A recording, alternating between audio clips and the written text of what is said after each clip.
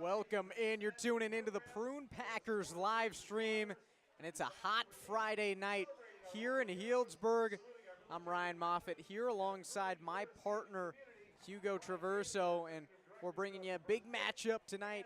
Healdsburg Prune Packers hosting the Petaluma Athletic Edge.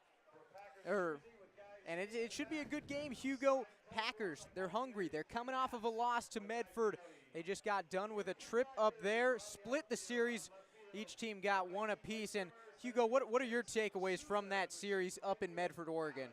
Well, the Pack jumped out to a really, really big lead in the first inning against Medford, jumped out to a 4-0 lead and just built on that, dominated the first half of the game. Actually, their broadcaster, Brian Welch, put it perfectly. He said the first half of that game was the Packers' game. Second half completely flipped. It flipped on a nickel, and it was going all Medford.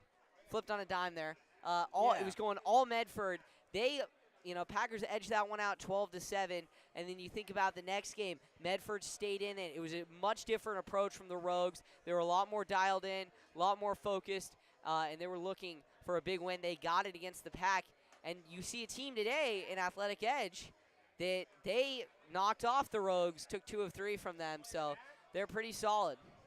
Yeah, Hugo clearly showing off. He can't afford to flip dimes, but he can flip nickels. But you talk about the Packers, their offense sputtering in the later innings, and we talked about it off camera.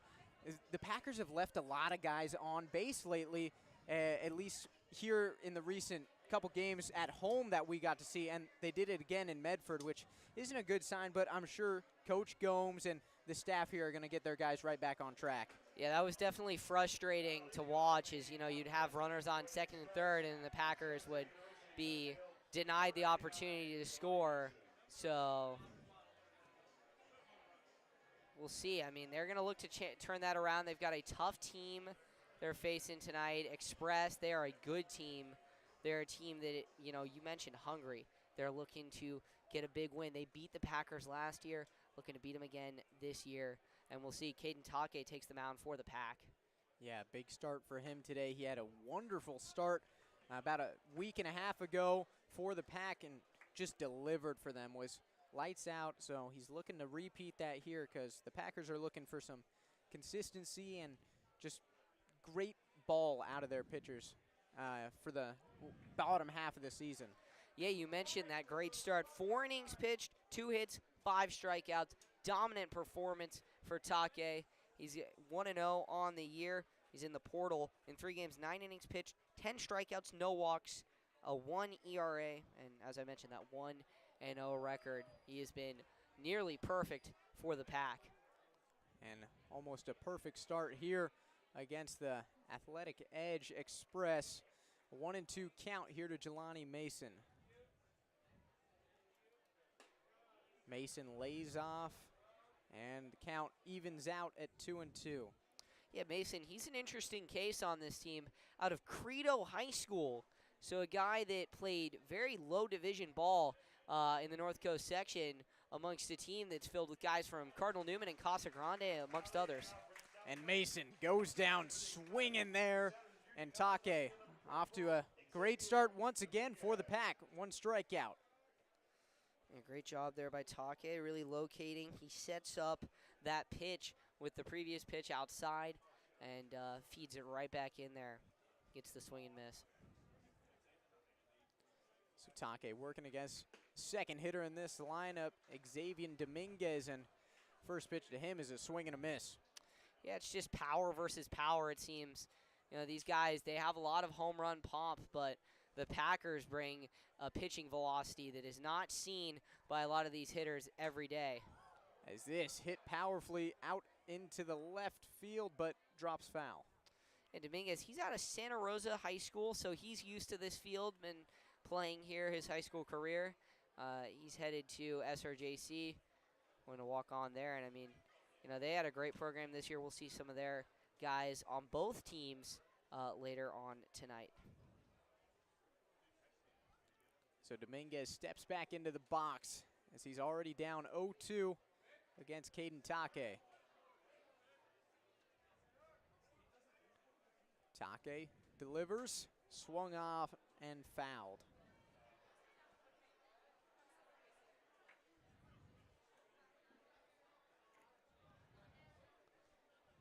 The scouts were very impressed with what Take was bringing, and he's looking to impress them again today. Here's his 0-2 pitch. Inside part of the zone, and down goes Dominguez. 2 batters and already 2 strikeouts for Caden Take. This guy's just built for electric starts on the mound. Yeah, no, he's been, this is reflecting his last few games where he's come in, especially his first start back last week. He just looked dominant through the first inning, and it took these hitters quite a few innings to adjust. He went 4 solid, only gave up 1 hit, so he's going to be really solid tonight again for the Packers if things stay consistent.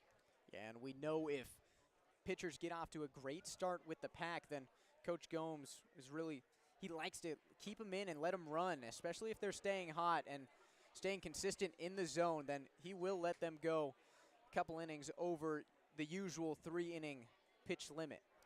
Yeah, this is a team with a lot of talent, and with that, you've got a lot of guys who are draft eligible, and so, just working out who's going to be your guy once the draft comes in a couple weeks. This one fouled off over towards the Packers bullpen. A 1-2 count now for JT Summers. Gotta love these Packer uniforms here on honoring Heroes Night. Got the camo, and you got the American flag socks. In a week, it'll be the same matchup on 4th of July with a fireworks show on YSN 365. This grounded over to third baseman Logan Sutterin. Maybe gets a little ahead of himself as it pops out of his glove. Yeah, well, I mean, it's a tough infield here. They are definitely not frugal with their in and out reps, and seeing it today, it was bouncy, and that's your first error of the game. It's been a lot of errors recently at home for not only the Pack but the teams they've been playing. So we'll see if Take can put away the next batters. This one hit into shallow right field and mark it down as a single there for Lucas Schaefer. Yeah, this is not what you want if you're the Packers. This is a team that feeds off of rallies. Brady Boyd, who's coming up, he's got a lot of power. He's a guy who's playing at a very high level at Division II Westmont College, graduate of Cardinal Newman, and actually, funny enough, went to school in Healdsburg, St. John's School. So he's someone that I've been able to go through school with for, 5-6 years now at Westmont. He's been dominating. Big swing and a miss there from Brady Boyd, and it's got to be disappointing, Hugo, for Take. He had that nice soft grounder over to Sutter to get out of the inning, and then an error, and now you've got 2 on and 1 in scoring position. It's just a tough break for him. Yeah, we'll see what he can do to bounce back.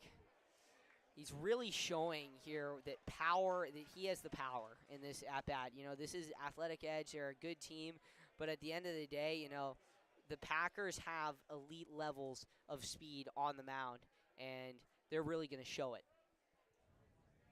Take showing the speed there, high in the strike zone and fouled off. So count remains at 0-2. Good job there by Brady Boyd to stay alive here against Take. He's a guy that battles. Going back to his high school years at Cardinal Newman, he is a power speed combo, and he is a guy that is going to battle out of an 0-2 and make it 3-2 just like that. Right here, he hits it back to Sutter. Sutter flips it to second base, and there's that third out the Packers were looking for, and a great start on the mound for Caden Take as the Packers hold the Athletic Edge Express scoreless in the top of the first. We'll be back in the bottom when the Packers look to add on.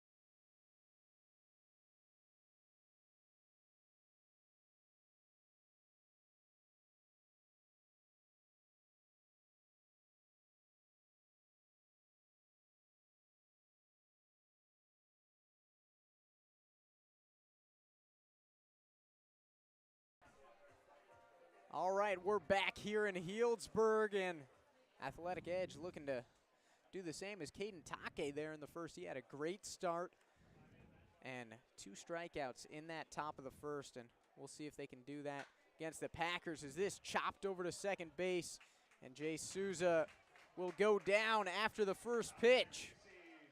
And, of course, pitching for Athletic Edge, Aaron Divinus. Yeah, Divinus, he's a big guy out there, has a great presence on the mound. He's going to bring a lot of speed, and he's going to try to get these Packers to go in order pretty quickly. That's what the Athletic Edge have been very good at this year. They've been getting, soft contact, these rollovers, these guys who are, hitting choppers on the ground, keeping it in the infield. You've got elite level infielders here, and you want to use them. Here's a guy the Packers are excited to use, Alex Leopard. We haven't seen him in the lineup the past couple of games, at least at home, but he's coming off of a hot performance in Medford, so he's looking to continue that here in the Berg. Pitch to him outside. Count goes 2-0. Hey, you mentioned Leopard. I mean, he's a guy who's going to be potentially drafted in a few weeks, so wouldn't be shocked if the reason for his brief absence was interviews and preparation.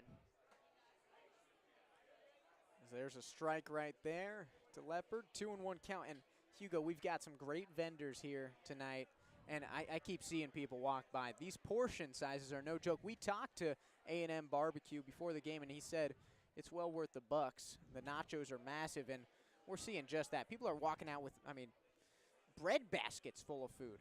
Maybe that's an exaggeration, but there's some big plates coming out of here. Well, yeah, this night is sponsored by Guy Fieri, and Guy Fieri's foundation definitely is known for he's known for a wide range of culinary expertise, but a lot of it is barbecue. He's very good at barbecue, and so having great barbecue vendors here really shows off that talent. Yeah, definitely, and here's a full count, but I've got some cooking questions for you, Hugo. But here's Alex Leopard. He watches the pitch go by.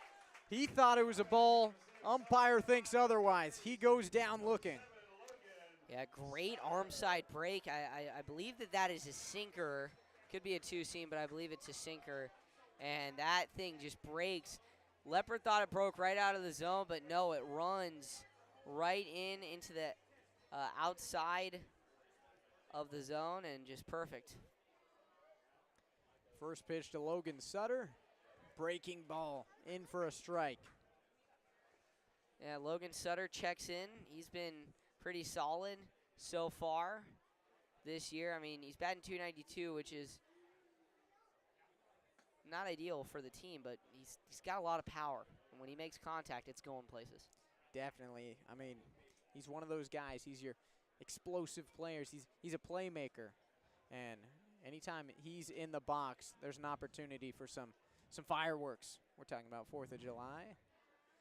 Pitch to him, swung on. Inside pitch, he misses on that. Count goes 1-2. Yeah, tough one. He's a big swinging guy. He is a big swinging guy. Yeah, you're not wrong, Hugo. Right there, we don't see a swing. Outside count. Yeah, no, 2-2. Someone I'd compare him to is like a Ritaro Sasaki, who's been at Stanford. He's been pretty solid, but he's another guy who swings big and he misses big, and that's the cost of swinging big.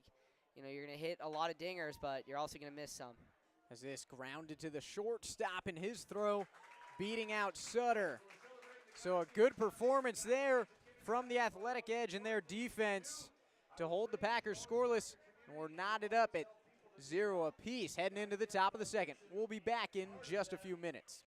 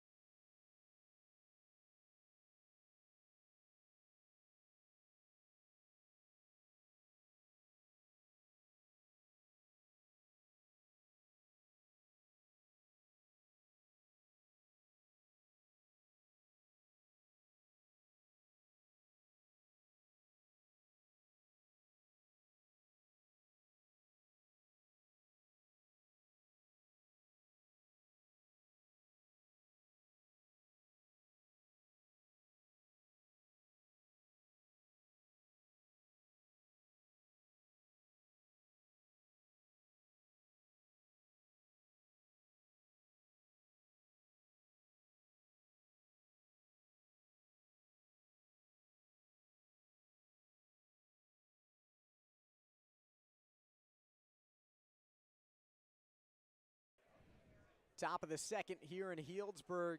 Caden Take still on the mound, and why not? He had such a great first inning against the Athletic Edge Express, and right back to it, hitting the strike zone. First pitch here in the top of the second.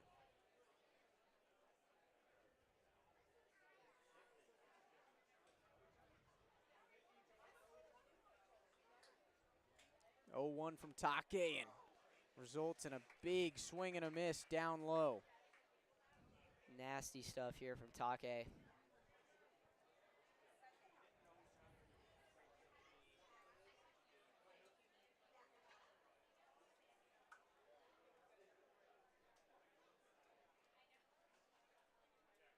Take, that swung on and fouled. And I was going to ask you, Hugo, you know, it's Guy Fieri Foundation night. We've got some great vendors here. Are you a big cook yourself?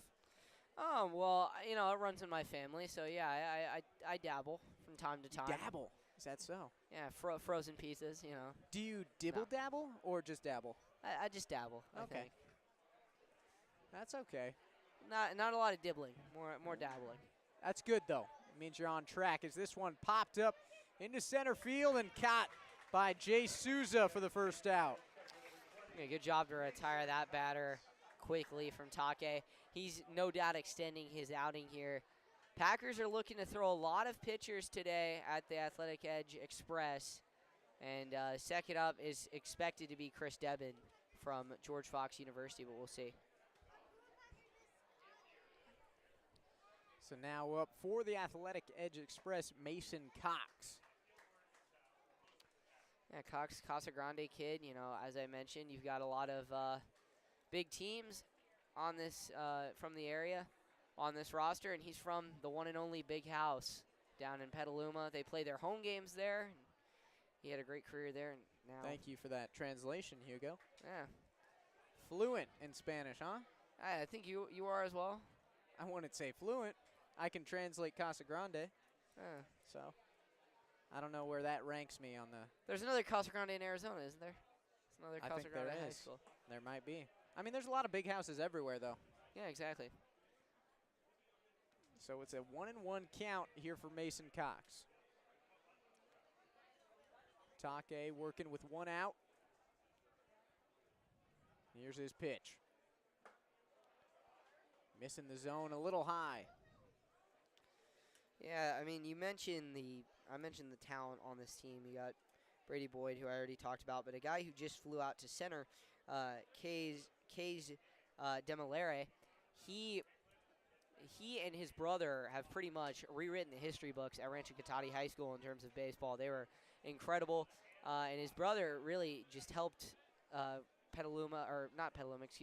Cotati to their first ever NorCal title in school history when they were a 15 seed ranked in D2 of NCS. Count now 3-2 here for Take and Cox.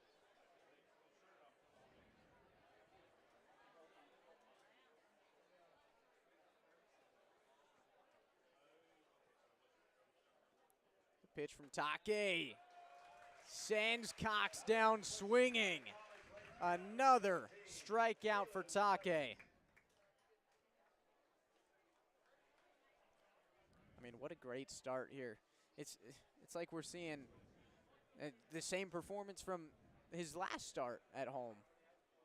We'll see, this consistency is incredible to see because this is going to prove to scouts when he's in the portal that they can get day in, day out, they're going to get the same Take. Some of these pitchers that have pitched earlier this year and in the summer have been kind of inconsistent. They've gone 4 good outings and then had a rough one. That's expected, but you know, you'd expect to bounce back, and then takes a couple games for them to bounce back. But Take, he's just been on 24/7, 365, and he's expected to do that at whatever program he goes to next year. Hey, man, if you can get a consistent pitcher, that's all you can ask for as a program. You said it right there, Hugo. As this one fouled off by Clemens, excuse me.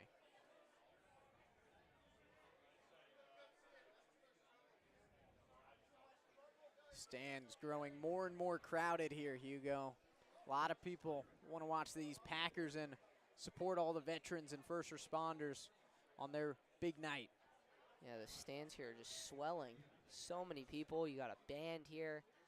Just, you know, big atmosphere for this Friday night. It's getting warmer and warmer up here.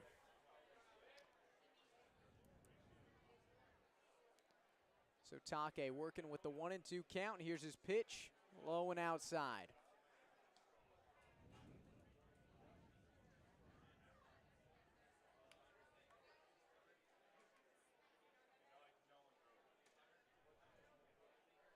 Count now 2-2. Here's Take. Spikes it. Make it full now for Kalen Clemens.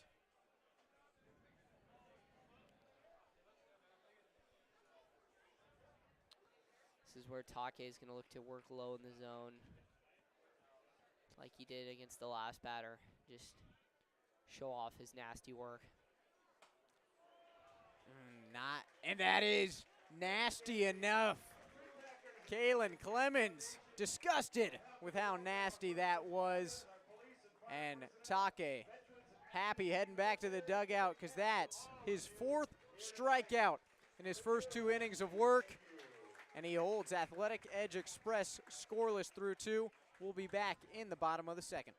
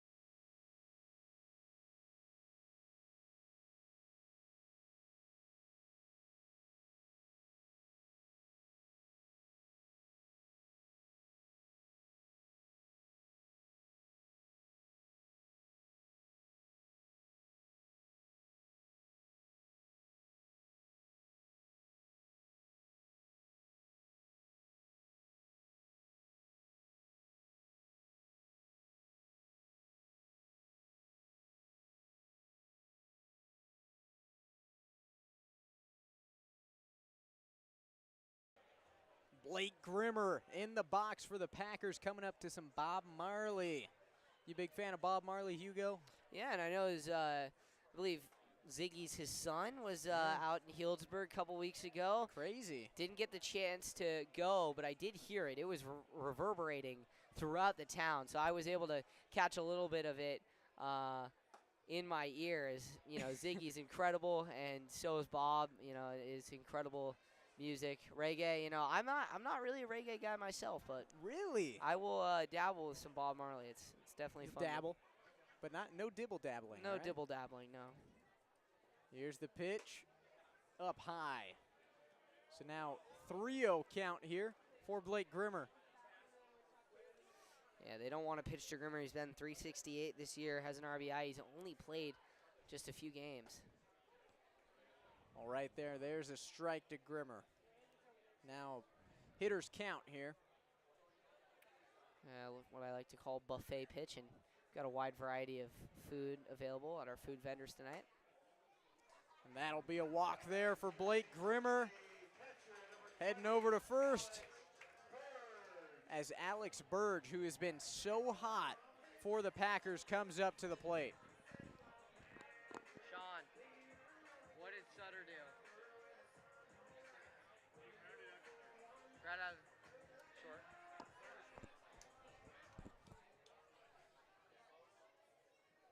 So Burge working here with one on. First pitch to him outside.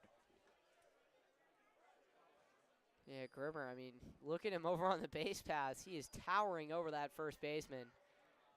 Big guy, SEC player. He really is showing his power with the pack. You know, some would say size doesn't matter, though. It's about the heart you bring on the Very baseball true. It's about field. the effort. It's about the effort. Exactly. And maybe that first baseman's given a lot of effort. Yes. So don't hate on No, Lucas Schaefer over there. I'm not hating on Schaefer. He's just very small. No, the Grimmer himself is very tall. Burge lays off that one. Count now 3-0.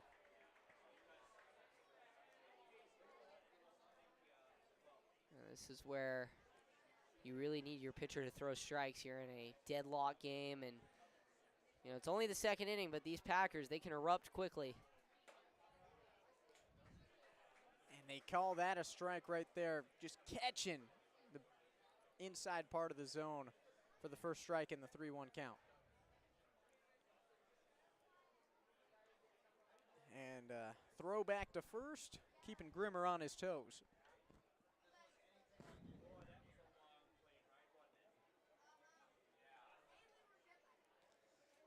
So now 3-1 for Alex Burge. Here's the pitch. He swings on that, pops it over into left field, and sitting under it for the out is Xavier Dominguez.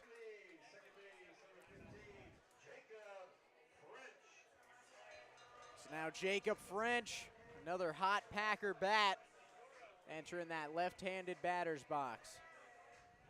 Yeah, no, he has been just dominant this year, batting .360, home run, 16 RBIs. He leads the team in that stat.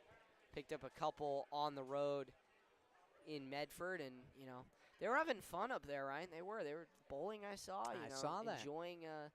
Enjoying the fruits of the road trip. It's right there. There's a strike against French, and yeah, you talked about them bowling. A lot of guys looked like they knew what they were doing in those videos. Do you like bowling? Would you consider yourself a big bowling guy? I'm not a big bowling guy, but, you know. Oh, a little bowling guy. Yeah, I'm a little bowling guy. This hit right back to the pitcher, bounces off his ankle, and French will be safe at first. I'm sure that didn't feel good for Divinus. Yeah, he just seemed a little caught off guard, and it banged off his foot. Looked like it was going to be a single, maybe 2-3 bases. You know, for the lead runner, Grimmer, if it went awry in center field, but it doesn't. Great job there. It's pretty much, I know it wasn't intentional, but sacrifice one for the team. So now Jake McCoy up, and big swing and a miss there at a high pitch. He's another big swing, big miss guy. I mean, he's been doing incredible, though, to manage his contact and make sure he does not whiff on a lot of balls thrown up high. And there's strike number 2 against McCoy. Quickly falls in the count. Hey, he's playing against some of his fellow Gaucho alumni, and he's looking to impress them here. He's got a lot of power. We'll see what happens. The pitch swung on. He hits it off the end of the bat out into center, and that will be caught. And now Grimmer's heading over to third. He'll be safe. So corner situation now here for the Packers and J.C. Agard. Yeah, Agard, I mean, he is, you look at his last 7 days, which is really just 2 games, he has not performed incredibly well. But, you know, he's a guy that's been reaping rewards at home, and we'll see if he can reap some more right now. You might have to call him the Reaper. Well, I think actually Nolan our colleague Nolan Brenner called Grimmer the Grim Reaper, so it's a fitting nickname. Yeah, we'll have to find a different nickname for McCoy, or for Agard, excuse me. Well, that'll be your task for the next hour, 2 hours. By the 9th inning, you'll have it. So it's a 1-0 count for Agard. Here's the pitch. Gonna miss the zone. So now 2-0 here. Grimmer over on third, looking for that first score of the day from any team. But 2 outs here in the bottom of the second. Count now 3-0.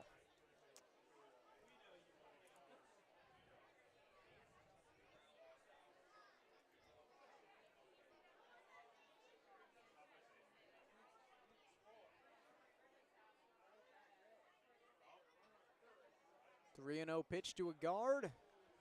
Watches that get the outside corner there. Count now 3-1.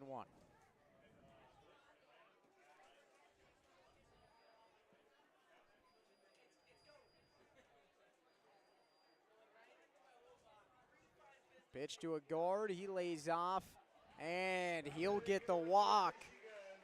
2 inside, and that'll walk the bases loaded here for Cade Ladoff.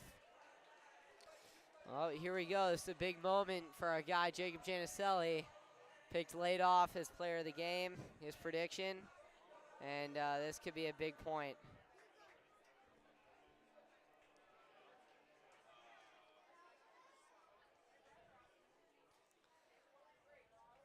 So Ladoff, here's his first pitch. Watches that for a ball. This is very much Grand Slam alert, ladies and gentlemen.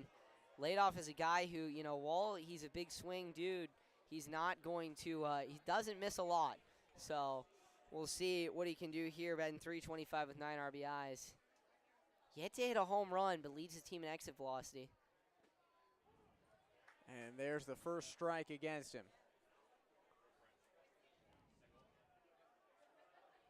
And again, it is hot today here. I saw the field umpire drinking coconut water, Hugo.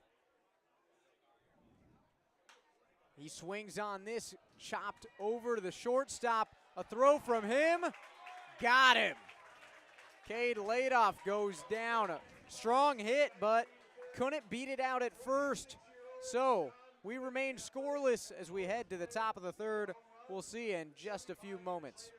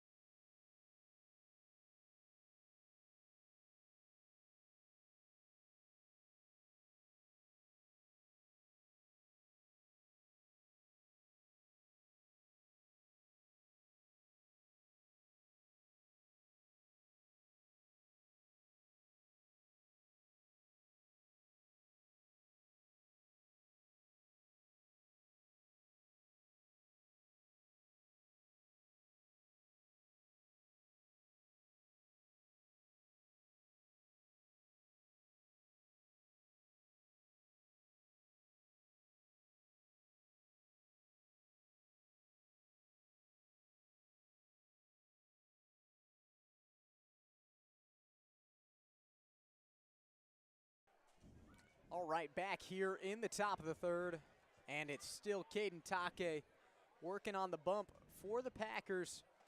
Has 4 strikeouts through his first 2 innings of work, and right there, it looks like it caught a piece of Tyler Nordyke, the 9 batter for Athletic Edge, and he's going to get a free trip over to first. Yeah, great job there by Nordyke, you know, staying there and takes first. Definitely frugal with his lead, maybe getting a little bit more aggressive now, but. And first pitch there is a ball to Jelani Mason. He was showing bunt. Yeah, Take went tall there. I mean, this is a game that could be decided with 1 run, 2 runs. So small ball is definitely going to need to be utilized by both teams to, you know, secure some runs and get out of here with a win. Definitely, as that one fouled off by Mason. 1-1 count.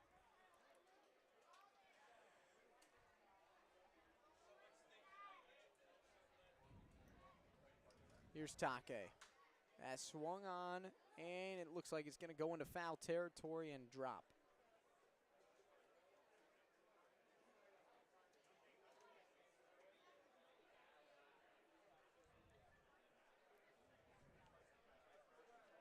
So now 1-2 count now for Jelani Mason.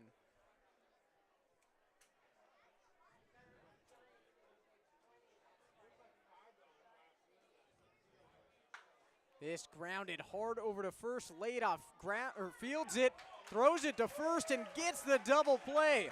Little do-it-yourselfer. Great play there by Ladoff, an incredibly quick throw. You know he's got that pull-down speed. He's a catcher. That's his secondary position, and he just rips it over to the shortstop, J.C. Osario, a guard, who's, might have said, playing out of position, makes a great play on it. Gets the tag down, 2 down. I mean, all these guys, premier athletes, and if Coach Gomes wants them to play out of position or a secondary position, I'm sure they can do it with no problem, as we see right there from a guard. This one lined and caught by Jacob French. What a feat of athleticism. We talk about how all these guys are premier athletes, and they put it on display every night. Talking about it, Jacob French, what a play. Incredible job there by French. Read it immediately off the bat, and he gets it right there. So at the bottom of inning number 3, still 0-0.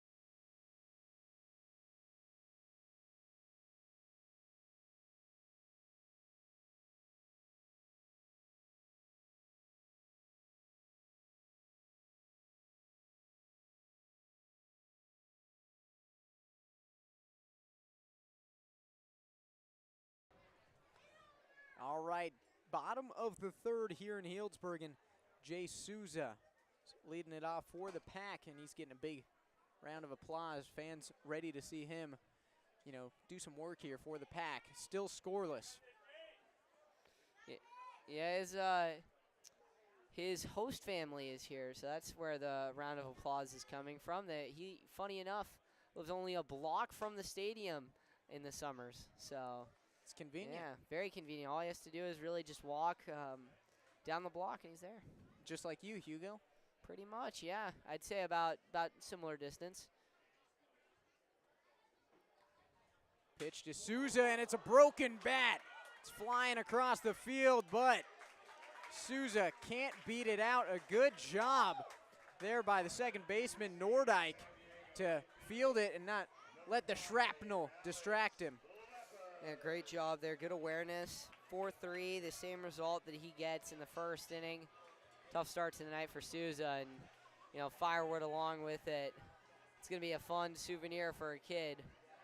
Maybe not so fun to give away for Souza, but it's money down the drain. Do you think colleges give them a set of wood bats at the start of every season, or? Well, I want to know. I mean, they use metal during the season, so I'm not sure. Very true. Yeah, no. I mean, you look at some of these guys from Texas Tech. They're swinging bats that have red handles and a black barrel. You know, very festive with the school. What bat would you have? Do you think?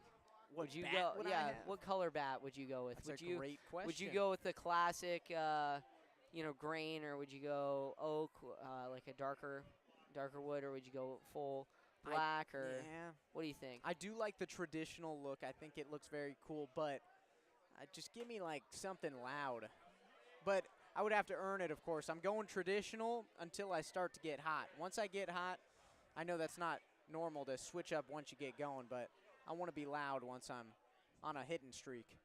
Yeah, I mean, I think to get some of that pop, you'd have to drill into it and cork it, but, you know, whatever is within your moral compass. So there's a walk right there from Alex Leopard. First time on base today for him. And now Logan Sutter coming up to the plate.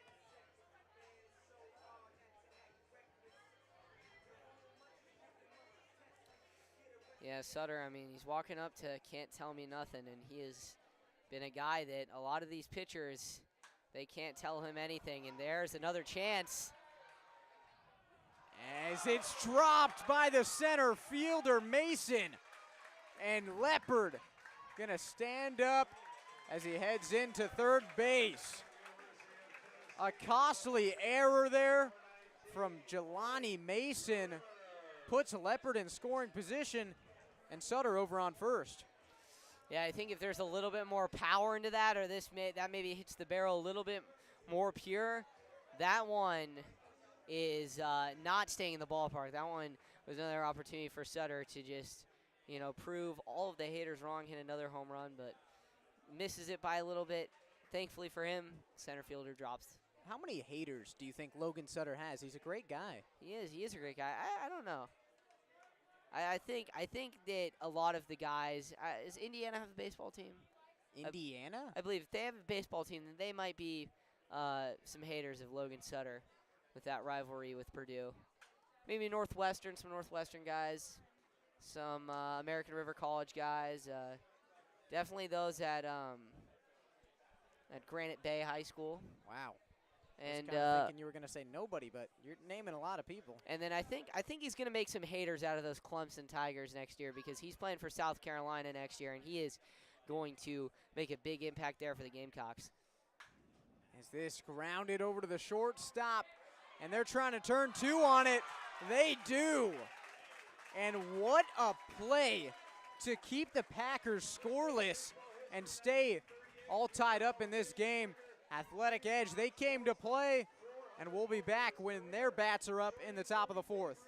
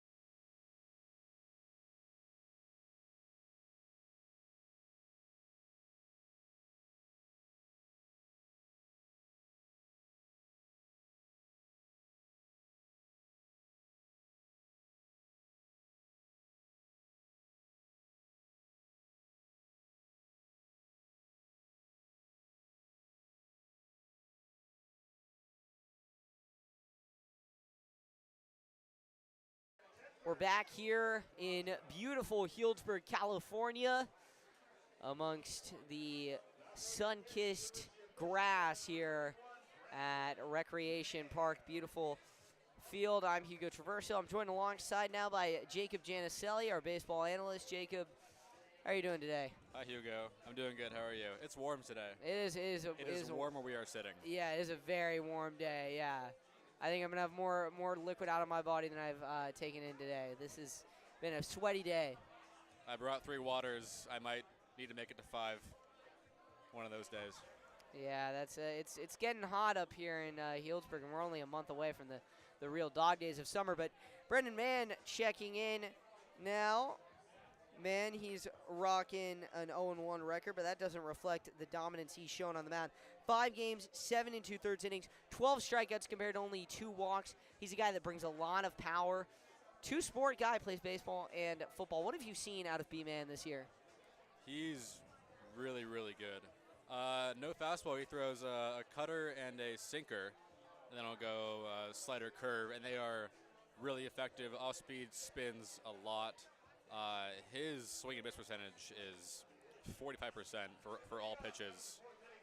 Breaks down at 42% for fastball, 50 for slider, 75 for curveball. Fastball that's broken up for the slider, or the sinker and cutter. But he gets a lot of swing and misses. He's got really, really effective stuff. Moves a lot. Well, yeah, now he's facing JT Summers, designated hitter for Athletic Edge. They've been playing well through 3, 0-0 on that first pitch fastball. In there at 90 miles an hour. With Mann throwing, you're going to see a lot of strikeouts and a lot of singles. He has 9 hits, all 9 are singles in 30 at-bats, but also 12 strikeouts in the 30 at-bats, which is a really high percentage. Yeah, no, he's no doubt been fantastic. The swing and miss stuff, as you mentioned. Man, winds and deals, fires that one, and is going to go foul down the right field line, out of play towards the Athletic Edge bullpen. What have you seen really from these Athletic Edge hitters that you'd like to highlight, as something that you haven't, or maybe you have seen from the PEL opponents and not from the non-conference opponents? A lot of discipline. They're going to call a swing on that. I'm not sure about that one. On the point of discipline, it's really hard in these summer league games when you're facing guys you haven't seen. You face 5 pitchers in a day, and you can't really get several at-bats to see what they do. It's really hard to be a first-time batter against a pitcher. It favors the pitcher, and so drawing walks, drawing 7, 8 pitch at-bats, putting the bat in the ball is really difficult in this summer league environment. So props to this team for being able to do it. Lucas Schaefer gives a healthy cut to that one and misses. Still 0-0, 1 hit, 1 error each for both teams, as Schaefer late on that one yet again.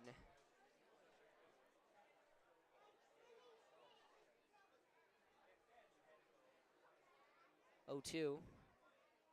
Deals, swung on and hit foul. Off to the right.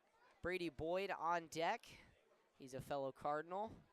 You got to watch him a little bit. You were a year ahead of him in high school. Now Boyd at Westmont, you at Villanova. Man tries to get the chase pitch there.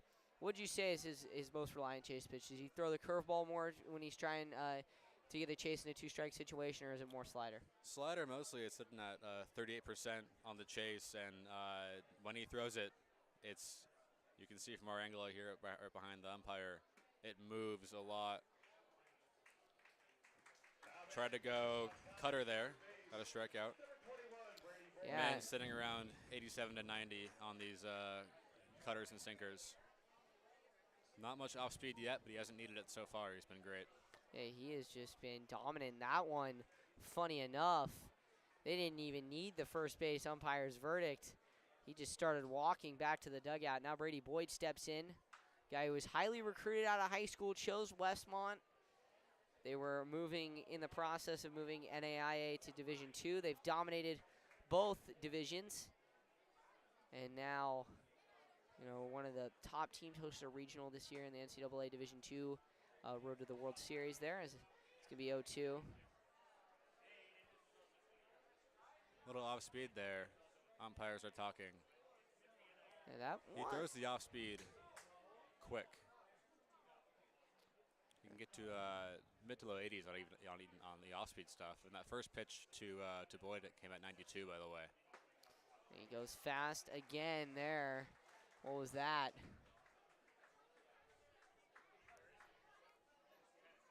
It is not easy to be comfortable in the box against Brandon Mann. No, here comes the 1-2 to Boyd. And that one is just outside low near the dirt, trying to get Boyd to chase.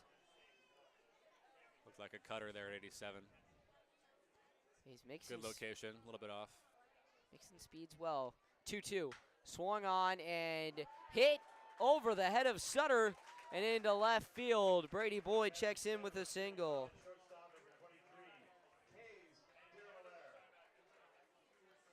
And now Kays Demolaire steps in.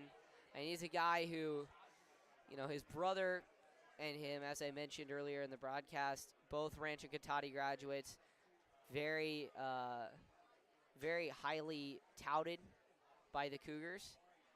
And he's heading to JC. I believe his brother's doing the same, chasing their baseball dreams. And Santa Rosa Junior College, they had a great year this year.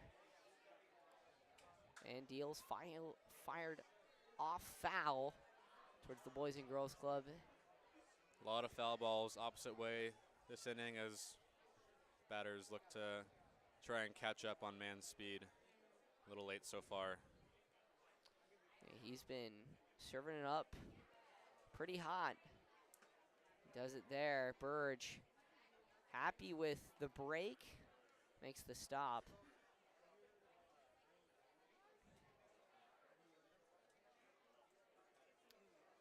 Boyd leads away at first.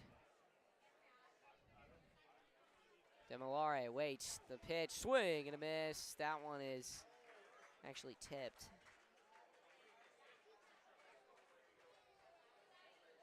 Very unique throwing motion from Mann. Very quick after the ball leaves his glove. Very, very fast arm motion on all these pitches. And we'll see what he can do here. The 1-1 in the dirt. That was actually 1-2, now 2-2. Good idea. As Burge nods his head toward Mann. Might have just missed that spot by a little bit, but that came in at 92 once again. Dang, I mean, he is just velocity, velocity, velocity. 2-2, 2 down. The pitch in the dirt gets past Burge. Boyd moving over to second, no throw down. He will head to second on the wild pitch. Cutter now at 87. He's missed a couple of them low so far. See how he attacks the batter here on this 3-2 pitch. 3-2, 2 down. Runner at second is Boyd. Man checks on him, fires low and in the dirt. And that'll walk him. Runners on first and second now. So strong start from Mann, but some troubles waiting in the sea.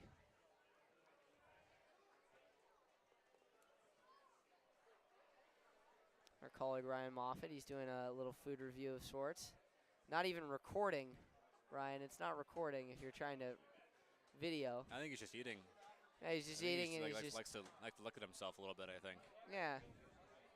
Just happy. He's saying he filmed it already, but the camera is still on facing him. He's dancing. That's now. someone that likes the way that he looks. He's got self-confidence. That's good. Good for him. He does. 0-2 now after that one's fouled off. It's a good-looking burger right there as well. It is a good-looking burger. Later on, I might have to go try one. We'll see. 0-2, 2 down, man. Shakes off twice. Now going to come home. The pitch. That one's just high. 1-2. What have you seen from the umpire today? Have you seen a condensed zone, swelling zone? Has he called it pretty evenly? What have you seen? We've been generally accurate. The PEL and Prune Packers umpires, we're blessed with some pretty talented umpires. So don't normally see a lot of misses from these guys. And well, man. Mann tries to go off speed there a little bit. He lost it a little bit on the release. 2-2. And that one, the sinker runs inside. Call is going to be a ball, so 3-2. It was a bit inside. It also did come in at 94 miles an hour. One of Mann's hardest pitches. That's probably one of the hardest he's thrown all summer. Now full count, 2 down. man looking to work out of this jam. The pitch in the dirt. He did go. The tag is placed on him. And Brandon Mann strikes out the side en route to keeping this game clean. 0-0 as we'll head to the bottom of the fourth. Stay with us.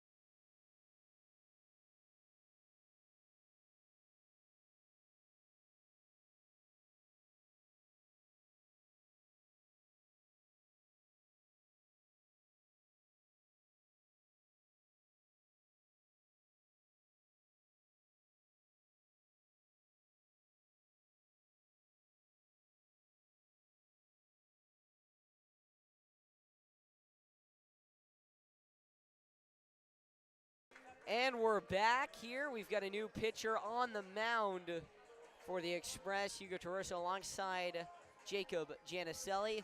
It is going to be Luke Dillon.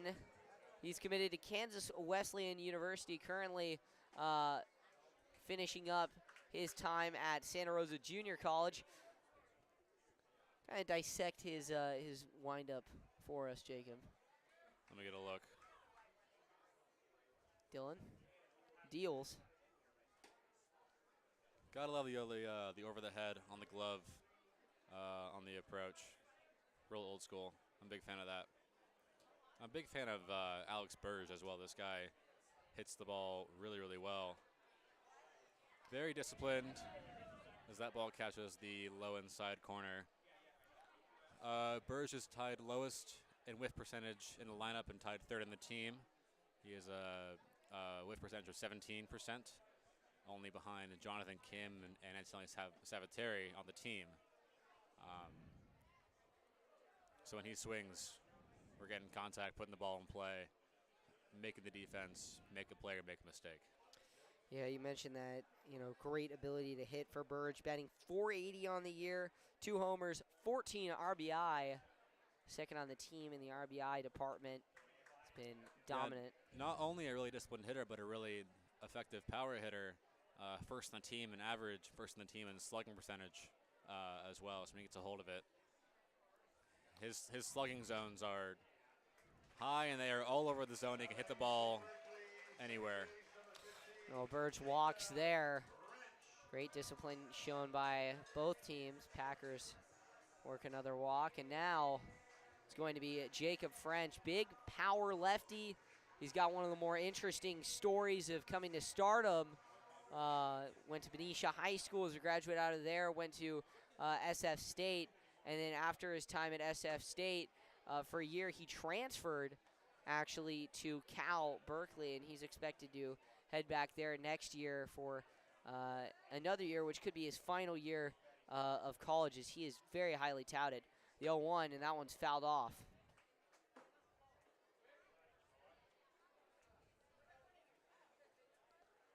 Dillon checks in, compact right-hander. He's having a lot of fun throwing the football around today in pregame. The 0-2. That one is in the dirt, and it kicks away from the catcher. Heading into second, and now Ambitious going for third. The catcher can't find it, and checking into third on the wild pitch is Alex Burge. Look at the wheels in the catcher there. Love to see it. Yeah, you don't see that a lot. Catchers with speed, and he's definitely got it. Love to see a big man run. This would be huge for the Packers. Only one hit in the ball game. 1-2 coming now to French. Fired, and that one hits him on his front foot. Now, I believe that's French's 4th hit by pitch this year. yeah, I mean, earlier on in this year, we were having lines, like betting lines, just friendly betting lines on how many hit by pitches there would be. And so, I mean, there were a lot earlier on. I think that South Bay Storm game, there were 11. Oh, yeah. Been a few today between the two teams, right? Yeah. I don't know what today's line was at, but we're getting to it. Yeah. Well, normally Brandon sets that. We'll see. One is low, 2-0 now to Jake McCoy. Power hitter, batted .299 this year for San Jose State. We'll see what he can do. McCoy has definitely been one of the 2 dominant Spartans for these Packers. And he's come with a likely and pretty nice surprise for the Packers comparatively to their other Power 4 batters. The 3-0 now to McCoy. Breaking ball drops perfectly into the zone. 3-1. An advanced stat I'd like to bring up is batting average on balls in play. And McCoy's is very good at 52%. Reaches base when he gets the ball in play. And he hits this one hard, deep, center field. Back there and making the catch is Mason. Burge will come in to score, and that will open scoring for the Pack. 1-0, Healdsburg leads.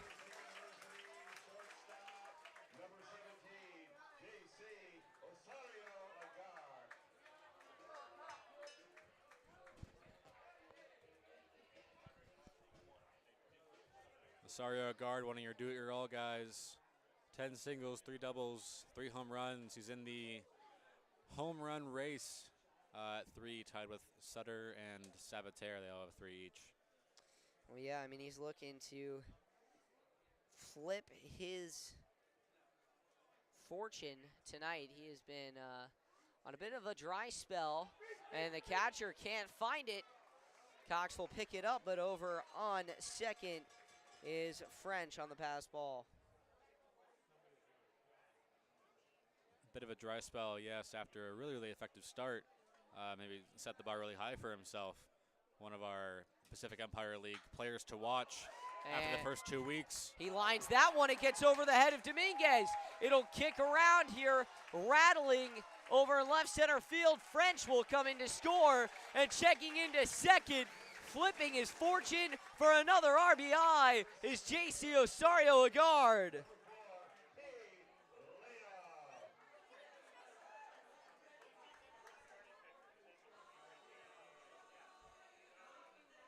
Here come the Packers. And now it is Laid-Off, a guy that you are extremely high on, aren't you?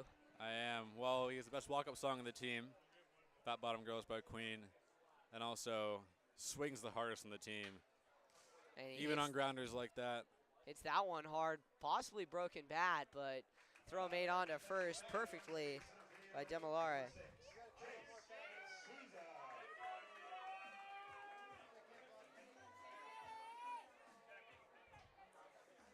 Back to the top of the order for the Prune Packers.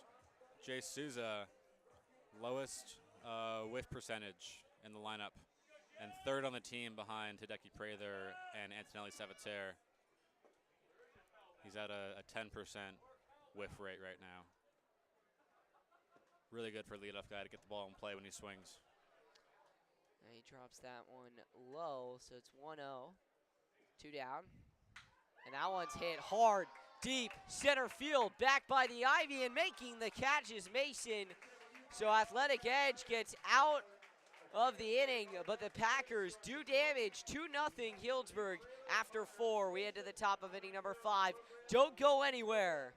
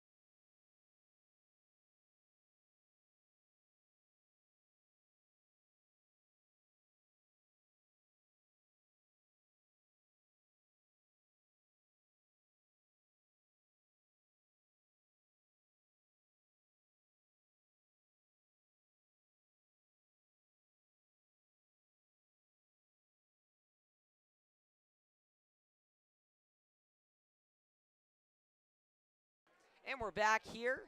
Top of inning number 5, Brandon Mann in for his second inning of work. Currently slated to pick up his first win of the year. It is going to be the bottom half of the order. It's going to be Kalen Clemens to start things off, and then he'll be followed by Nordyke and Mason. Man, though, delivering so quickly, the ball is jumping out of the glove of Burge. You'd love to see Mann get back to dominance here after a rare walk in his first inning. Well, here we go, 1-1, fired inside, nearly nicks the batter. Clemens, he struck out swinging back in the second. 2-1. Winds and deals. That one's up high. 3-1 now. And just, using a lot of power here, maybe forfeiting a little bit of location. The 3-2, or 3-1, excuse me, and he walks him. Having a hard time finding the cutter today, but it's good that Mann has a few pitches he can find between his sinker, slider, and curveball that he can throw for strikes as well. You don't see a lot of guys that can throw their off-speed pitches for strikes effectively and get misses and good calls and batters to freeze, but Mann has it, so we'll see if he can use the slider to help make up for what his cutter's missing today. Well, here we go. It is Nordyke, and he lines that one fair down the left field line. It'll go into the corner. Throwing in is Grimmer. Sutter there to cover, and it's a stand-up double for Tyler Nordyke.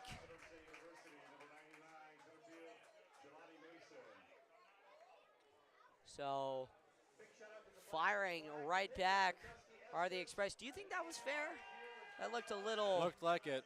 Looked a like little it tough. Just caught the inside part of the line. And it's packed in tonight. You've got the Guy Fieri Foundation, and with it comes out Sonoma County's finest.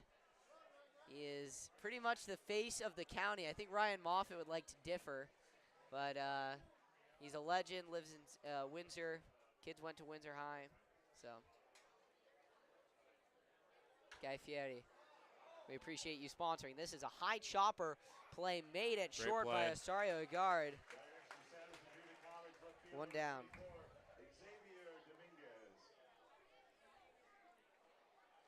Xavier Dominguez steps in. Threw that last cutter at 92 and high again, but able to get a ground ball. Mann has a 60% ground ball rate on balls in play.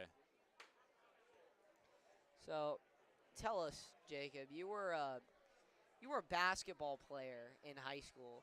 How did your journey to analytics kind of form? Well, I always joked that my brain was good at basketball. My body perhaps fell behind in some regions. My vertical is about 4 inches. So I had to find ways to impact the game without dunking and being incredibly fast. That's kind of where my love for the analytics behind sports came. That one is fouled off. It's going to be 1-2. Well, that's an interesting story. I remember attending a few of your basketball games. Don't worry. You are also with a fellow Cardinal Newman basketball player, although I never graced the court as a varsity player, but I could not jump as well. My vertical is also about like 4 inches. 1-2. Coming. The pitch. Located nearly perfectly. Burge possibly moves it down a little bit. Great frame job, and then 2-2. Do you guys track that with frame rate? How often, Burge or Prather or Ladoff, when they frame up a pitch, how often it works? There's a report we can get that shows great catch. A great job by that JC shows Osario-Agard. pitches, if they were in or out of the zone, and whether they were called strikes or balls. And that is reflective of both the umpire's accuracy and the framing of the catcher. You get a ball just a bit outside that's called for a strike. Might have been a good frame, might have been a bad call. That's pretty indicative of that relationship behind the dish.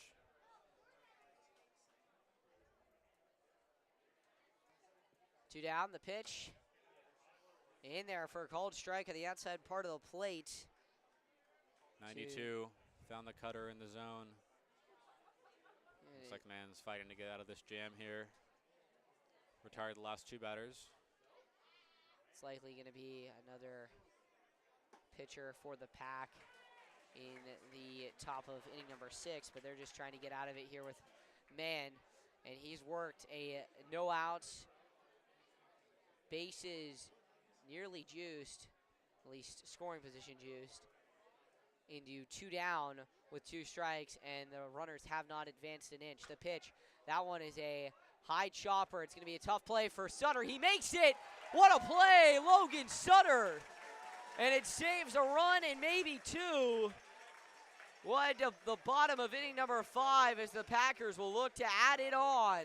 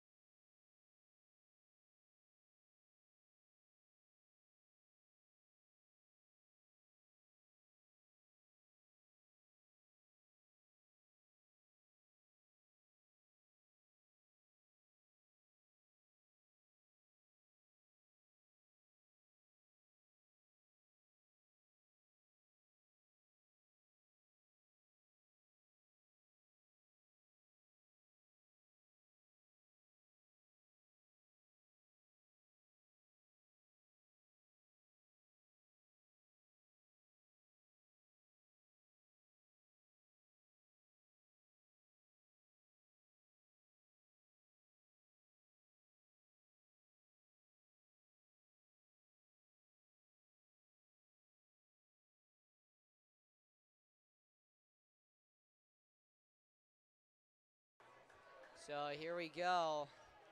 We're back. Alex Leopard, the 2-3-4 due up. Ryan Moffett, he's got the shades on. He's feeling cool as a cucumber. He's also dressed like one in his camo. Dylan winds and deals. Bunt shown by Leopard. It gets down there. Leopard digging throw is not in time. Great bunt.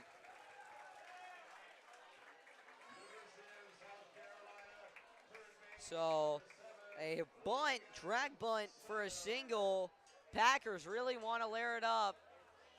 And now they've got a good guy to have it. He's already having himself a great game. He's got the new bat, black and red for his new team, South Carolina Gamecocks. This is a fastball low in the zone. Throwing about 87 miles an hour. Sutter's dangerous here. Second on the team in batting average on balls in play at 60%. Here's the pitch, and that one is crushed deep.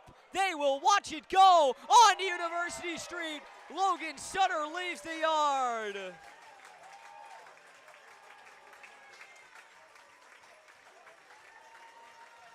For nothing. As you mentioned it, you called it, Jacob. Incredible. Prune Packers have a new home run leader. That is the 4th for Logan Sutter, and that was a no-doubter. Absolute tank. You knew immediately as Dominguez just didn't even give an effort. He watched that one go, and that could be just about it here. Ball was hit 341 feet at 104 miles an hour. Absolutely crushed. We get exit degree. We get a launch angle. About 25 degrees, 24.8. Yeah, it's a rather hard and high hit ball for some of these Packer home runs that have been going out this year. Yeah, it's a favorable fence out there and left. It's a bit high, but close enough where you can put one out. Bremer grounds this one to second. Play is made. So now Alex Burge stands in, and for all of you that are questioning the ranking next to the Prune Packers name, that is the West Coast Summer Collegiate Baseball rankings for YSN. They're completely computer generated using a database created by ChatGPT, and it factors in strength of schedule, strength of teams to create a comprehensive top 10 of the best teams on the West Coast. Prune Packers checking at number 2 this week. Could make a strong argument for number 1 as Walla Walla beat Portland in a series this year, as that one is hard hit deep, even going back farther, and it'll end up in the large oak tree out there in foul territory. That ball just did not come down. Alex Burge at the plate now. But yeah, you've got great teams on that ranking. Santa Barbara Foresters, they dropped from number 1 to number 3. Lincoln Potters, number 4. 5 Humboldt, 6 Medford. Got just stacked teams. This one fouled the other way. And it will get down fair.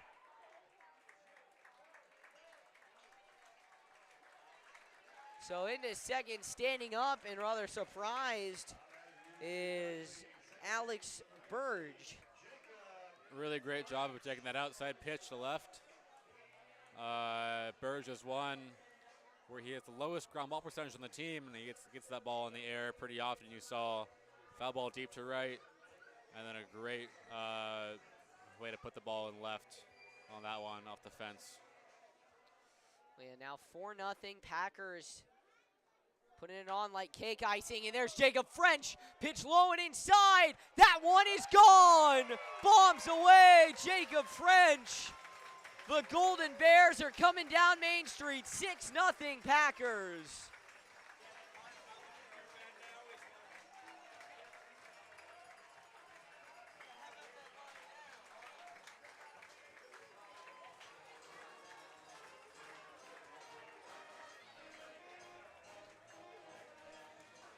This is what happens when really good hitters see a pitcher more than one time in a day.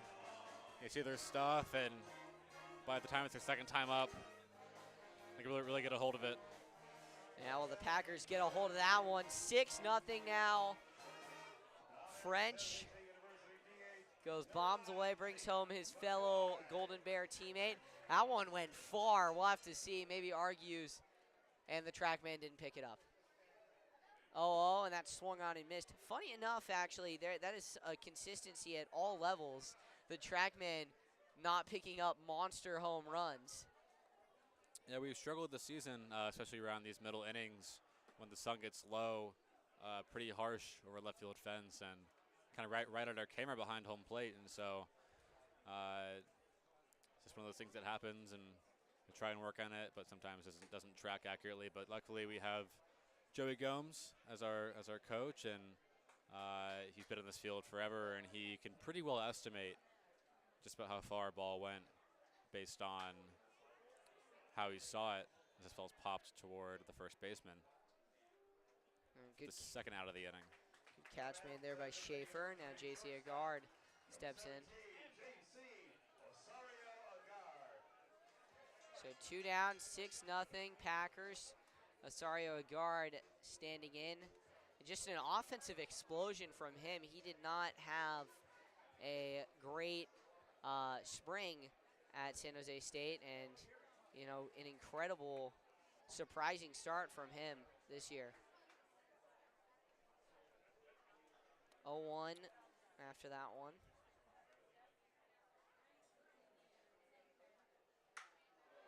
That one is crushed by a guard.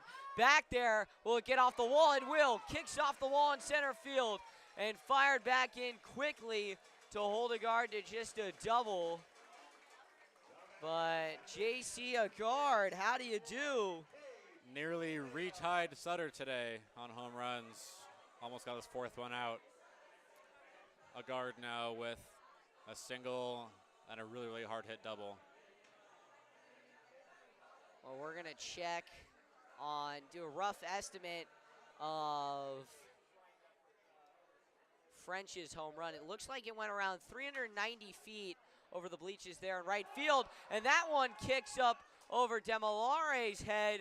He's able to keep it in the infield, so it'll stay an error on the shortstop as Ladoff checks into first. Nope, they'll call that a hit. So that'll go down as a single. That lost to guard double off of the ivy in center. We have at 395 feet from TrackMan. At most minor league parks, ladies and gentlemen, to dead center, that's out.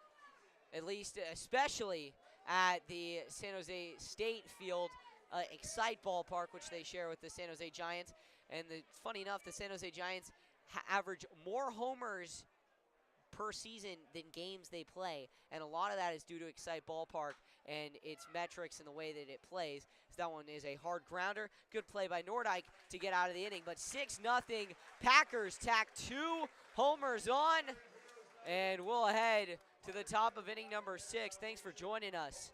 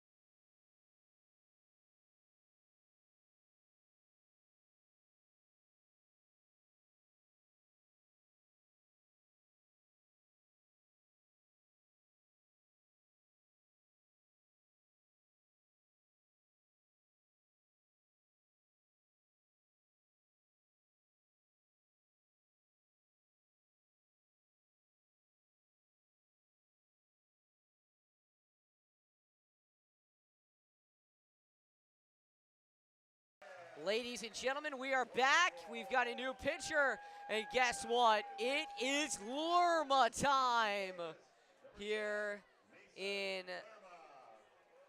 Healdsburg, California. Mason Lurma doing battle here, getting ready. And Jacob, I mean, Lurma, perfect to come in with us on the call because we are 2 Cardinal Newman Cardinals.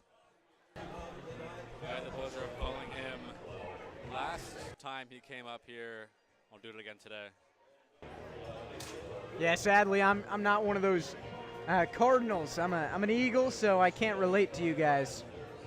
Well, Ryan, nevertheless, you are a Healdsburg Prune Packer. We're going to enjoy Mason Lerma's outing. Arizona State University.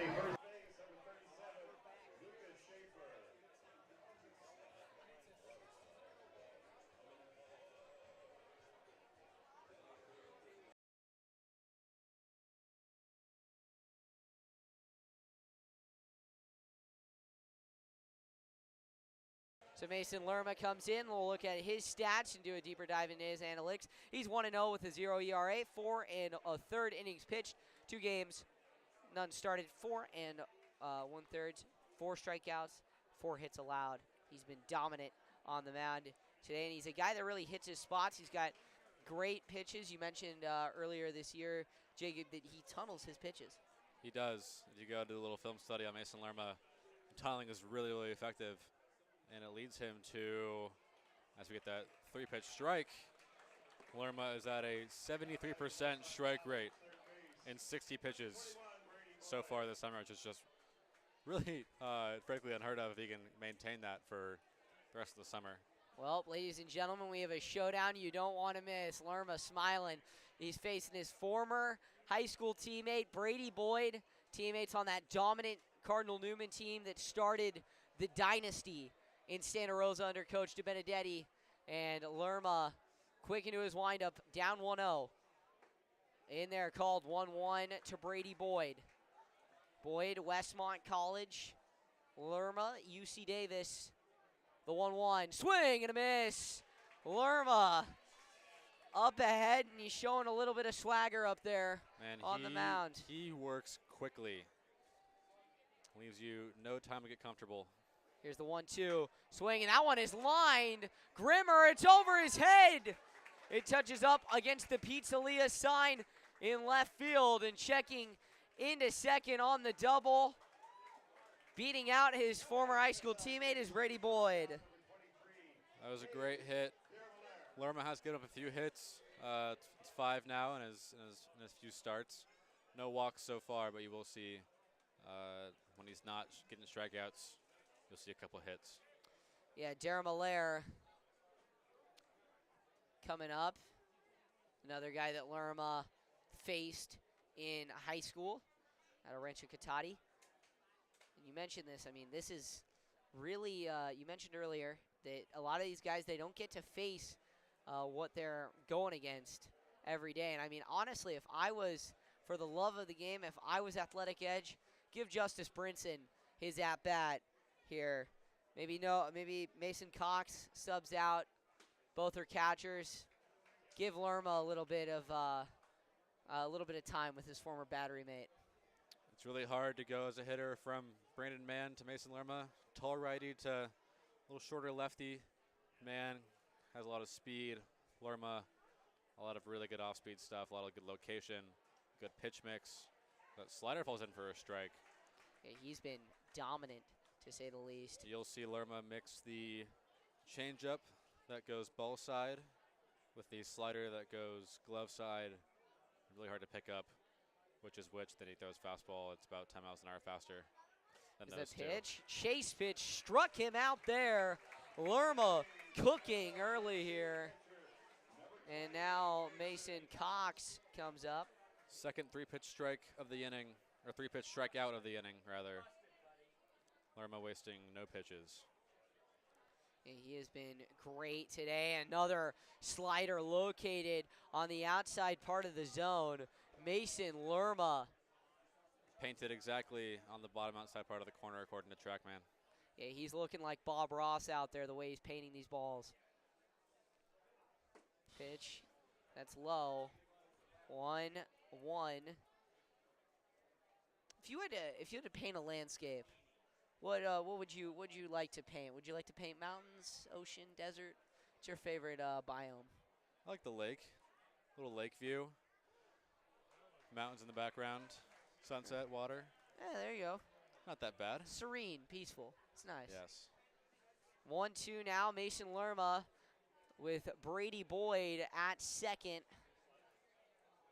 Two guys who are very used to this ballpark, both growing up in Windsor. Brady going to school in Healdsburg, at least elementary school. That one runs inside. Are you an artist, 2-2. Hugo? No, but I know someone who is. Our colleague Ryan Moffett, who will be back for the top of inning number 7. He's been munching away. He is a regular artist. He's been doing some great drawings, but nothing with the Prune Packers so far. That pitch is hit up the middle, and it is made. Play is made by a guard. The throw got him. My goodness, J.C. Osario, a guard. Mason Lurma owes Osario a guard to dinner tonight. It's an incredible play. Yeah, incredible indeed. We'll head to the bottom of inning number 6. 6-0, Packers lead. Don't go anywhere.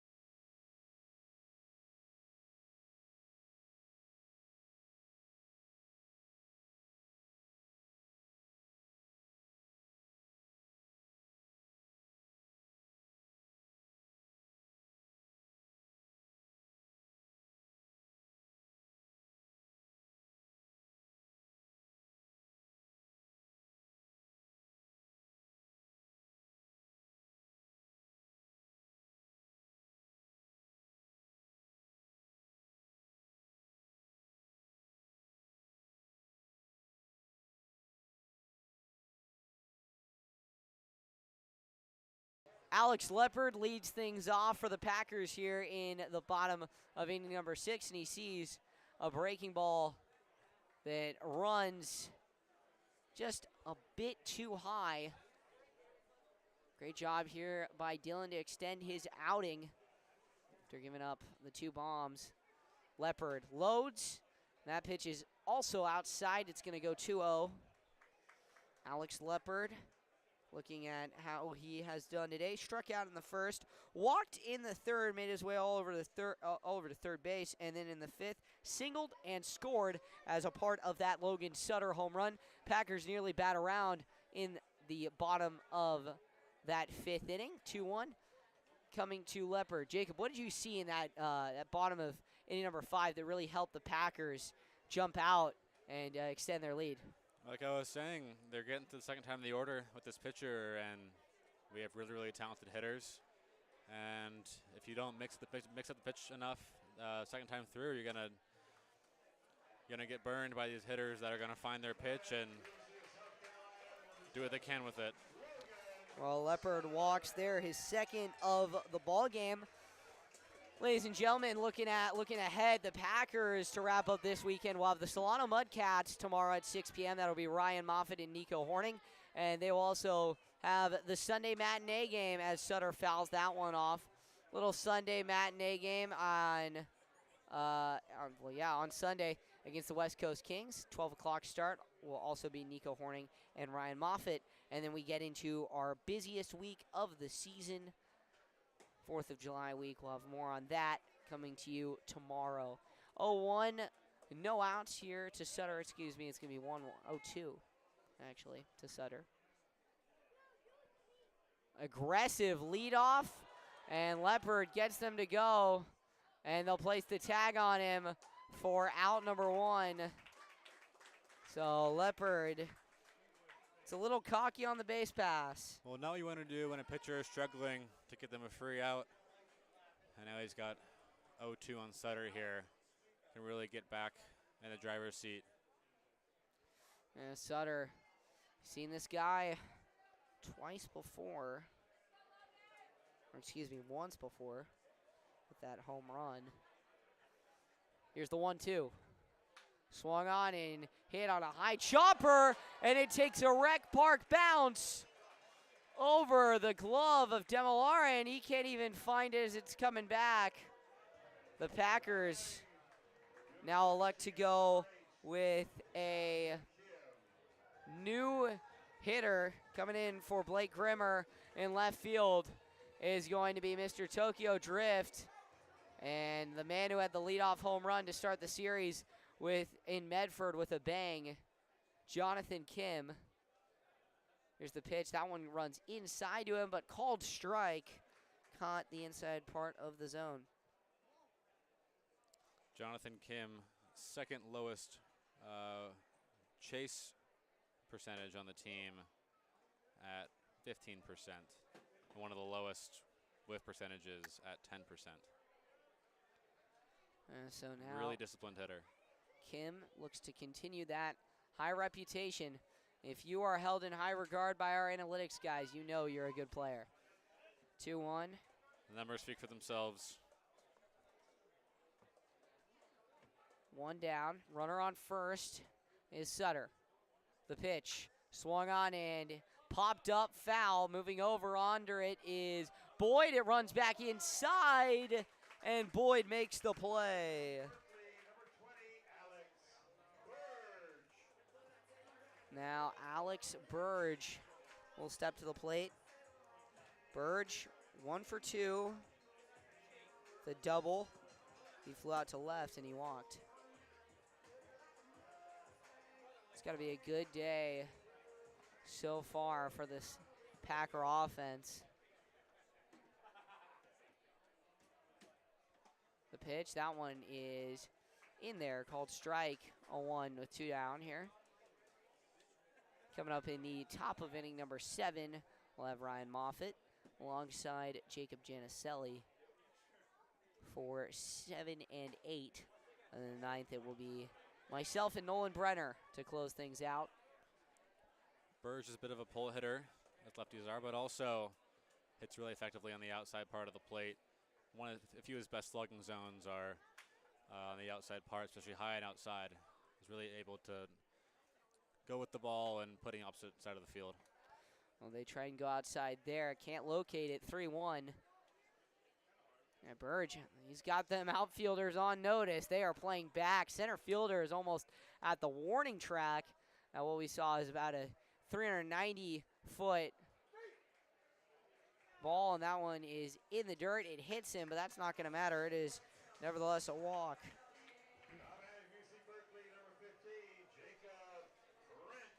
Now Jacob French,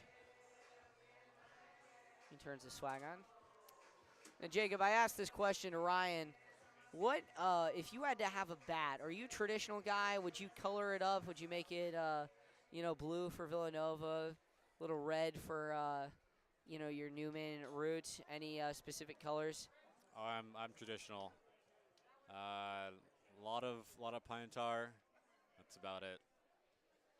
I like the classic brown wood. Much respect. 0-1 with 2 down. French awaits. He fouls that one off. French is tied for third lowest strikeout percentage on the team with Souza. He's only at 10% right now, which is really, really good. First and second are Prather with 1 strikeout and 29 at-bats, and Sabater with 2 strikeouts and 43 at-bats. And they've been disciplined. Antonelli, he has been really an unsung hero. This one's grounded into left field. Sutter will be sent. The throw coming in will be cut off by Boyd, and Logan Sutter scores 7-0 Healdsburg.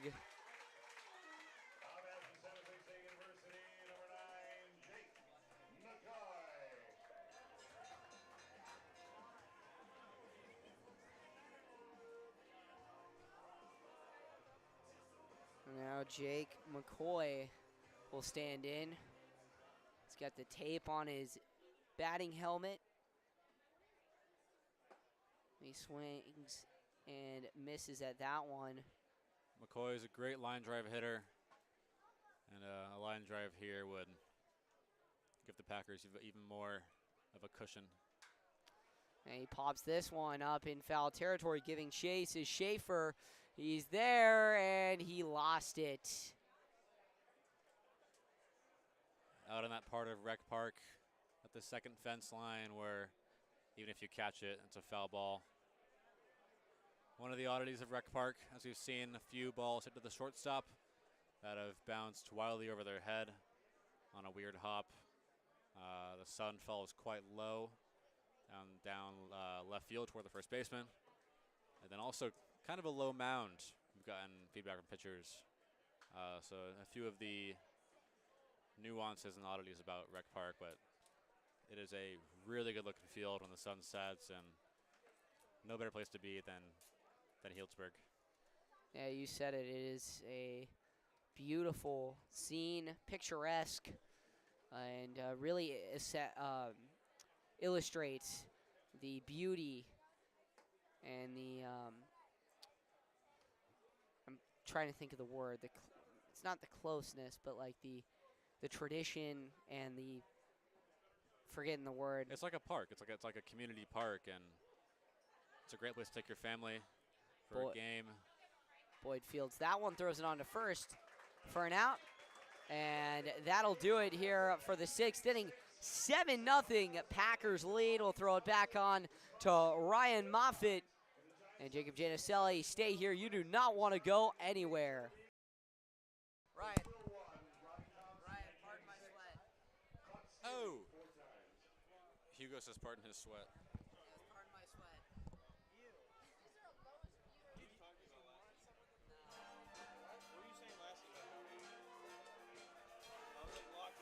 Buy the raffle tickets for the Guy Fieri Foundation. You! This is sweaty. How do your ears sweat? What? How do your ears sweat? My head sweats. Italians. Racist. We're racist. Trust me, man. Trust me. All right, Ryan, I'm gonna get you guys started, and I'm gonna go adjust the camera.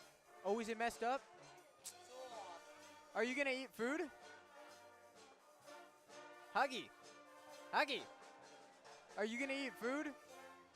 It's good. What's your daddy making you? What's your dad making you?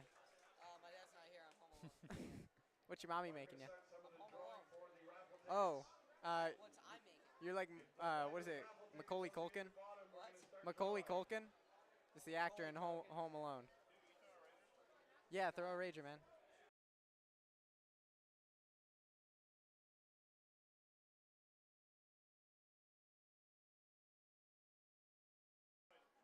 All right, we're back here in Healdsburg, California. Ryan Moffett with the great Jacob Janicelli, Mr. Numbers, Mr. Rain Man. Have you seen Rain Man? I haven't seen Rain Man. I That's don't think okay. that I'm Me that I'm neither. like Rain Man. I feel like I got a little different.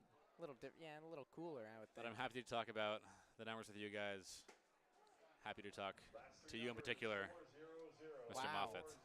No shade to Hugo, but Oh, it's been a lot of Hugo today. Could use a change. definitely. And still Lurma working on the mound here in the top of the 7th. And what have you liked from Lurma so far? He's such a different pitcher than what we've seen in the earlier pitchers today, as this popped up and out of play. What do you like from Mason Lurma? Well, he's one of our unique guys with both his lower height and lower speed.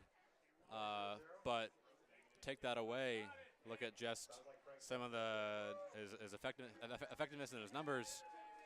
It's staggering. We mentioned earlier the 73% strike percentage, 60% on swings, 25 on swing and miss, 35 on chase. And he throws all of his stuff effectively. He gets chases and misses on all his pitches, especially his changeup, which he throws toward his ball side. Just like that, it looks like. Yeah, you see it right there. Numbers don't lie. Jacob sends one down. Really hard to be a righty against Lurma. That changeup moves away from you, and then the slider comes at your back feet. So now up for Athletic Edge is Tyler Nordyke. He pops this one up over into right field, and that's caught easily by Alex Leopard. And we're already at 2 outs. Lurma works very effectively and very quickly. You'll hardly ever see a batter be ready to hit before Lurma is ready to deliver to them. Yeah, I have noticed that. Not a whole lot of time between pitches. He comes set quickly. I mean, you see it right here. First pitch right there, in for a strike. So the leadoff batter, Jelani Mason, already down 0-1 against Lurma. Some pitchers go quick, some go slow. It's important to be able to dictate the tempo of the game as the pitcher, not get sped up, not get shaken up. It's something Lurma has done very well so far. Definitely. I mean, We're already in 0-2. Yeah. And here's the 0-2 pitch, missing low and outside. And he gives himself so much room to work with when he gets ahead early.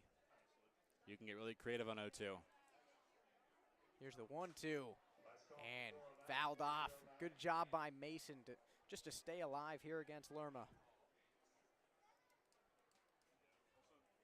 So already 2 down, nobody on though for Athletic Edge.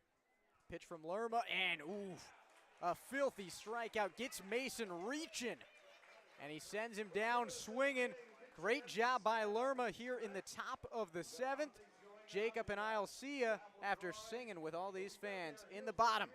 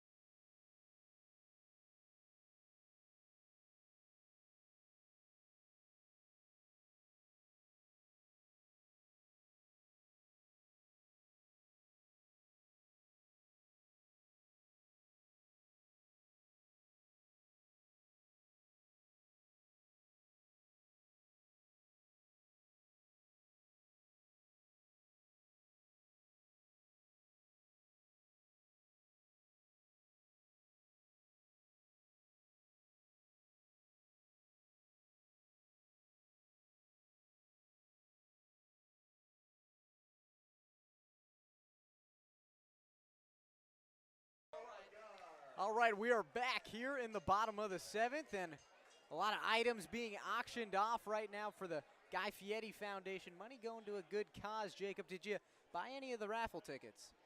I didn't. It would have been a lost cause for me. I tend A lost to have. cause giving to a good cause. Is that even a thing? Well, I would have loved to give. I've been stuck talking to Hugo all game.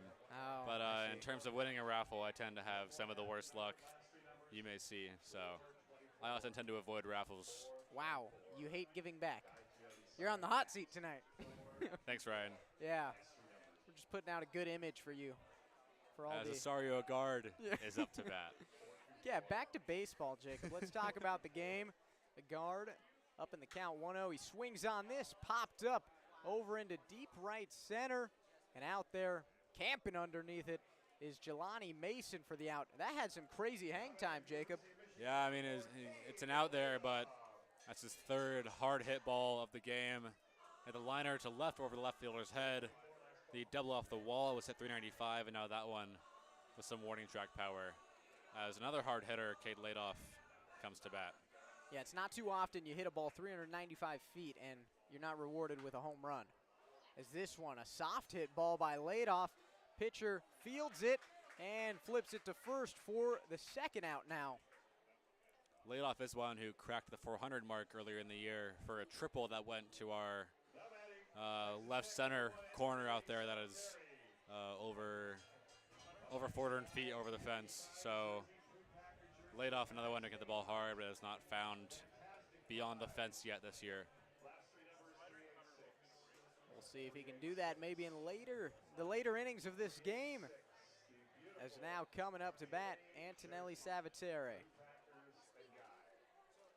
First pitch to him, he'll let it go by for a strike. We've mentioned Salvatore so far in this broadcast as, you know, other guys come up and they're third in something or second in something, and someone on top of those leaderboards, a lot of these stats is Salvatore. Only 2 strikeouts and 43 at-bats, a whiff percentage of 8, a chase percentage of 14%. Those are all some of the highest on the team. Yeah, Antonelli, so good, so disciplined up there at the plate. But right now he's behind 1-2 in the count against Chris Riddell. And it's easy to call him a small ball hitter with those disciplined stats, but prior to Sutter's home run today, he was tied for first with 3, as Sutter got his 4th. But 3 home runs is now tied for second, and nothing to scoff at either. Yeah, we've seen the power he's capable of here at some of the home games, and he does it on the road too. This, a ball way up high, and count goes full.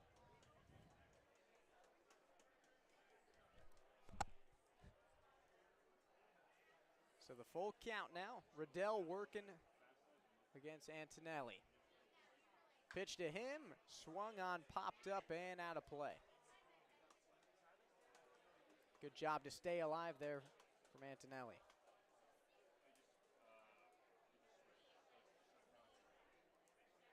And Chris Riddell looking to get out of the inning. Still 2 outs. He got those 2 outs quickly. This hit hard out into right field, shallow right field.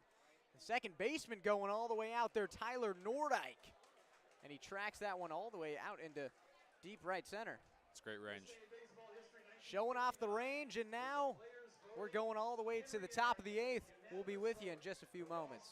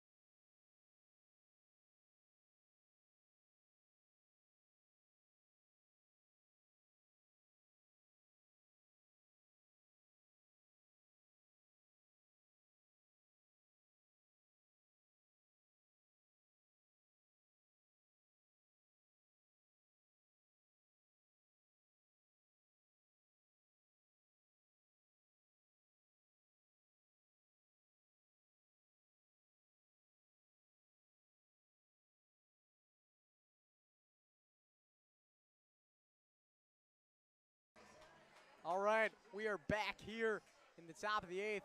Ryan Moffett and Jacob Janicelli. And it's a new pitcher for the Prune Packers. Luke Schott, tell us about this guy and his numbers, Jacob. Schott is great. He gave up a home run in his first outing earlier in the year, and since then it's been really, really effective. Something to note, really great chase percentage at 47%, and a really effective slider. Gets a lot of swings and misses on the slider that he uses pretty much just along with his fastball. Yeah, and he's got a bit of an old school windup. Throws it behind his head, and you love to see the glove over the head on the windup. It's a sight to behold. Do you think that generates more power, or what's your stance behind that? It's more of a rhythm thing. Got you. As this one popped up into foul territory and then caught by the shortstop for the Packers, J.C. Agard, who's had such a great game. And yeah, we talk about Luke Schott. He's also one of those local guys out of Ukiah, California. So he's regional to the Packers, so a bit of a fan favorite. So now up to the plate for the Athletic Edge. Oh, and first pitch right there, low for a ball. Batting right now, J.T. Summers.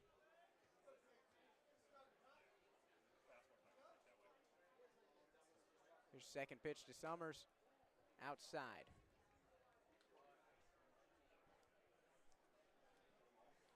Yeah, and talking about Luke Schott, he was pitcher of the year in JUCO Western region. So he's got the accolades to go along with the cheddar that he's throwing. Great spot at 89 there on the fastball. What's the greatest accolade you have, Jacob? I gotta know. Oh man, It can be like an eating competition. they are few and far between. As that gets away from the glove of the third baseman, and it looks like they're gonna say it was foul before it got past Max Martinez. I might have to say, Cardinal Newman. All right, good start. What's that? That's a good start, Cardinal Newman.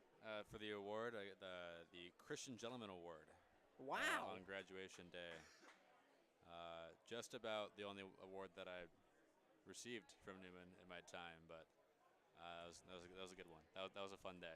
And is it as it sounds, just for being a great gentleman and a person? I guess so. I guess the faculty saw something. But I appreciate being recognized for that. Yeah. Hold a couple doors and you make a name for yourself. I guess Here's so. Martinez fielding it at third, throwing it to first for the out. The second out. I think my mouth forgot what I was saying there. Have you been often awarded in your life, Ryan? A lot of like awards on good try. Yeah. I'm part of the participation trophy era. So it was kind of like, oh, you gave an effort. So all those lined my room just for stuff I barely did.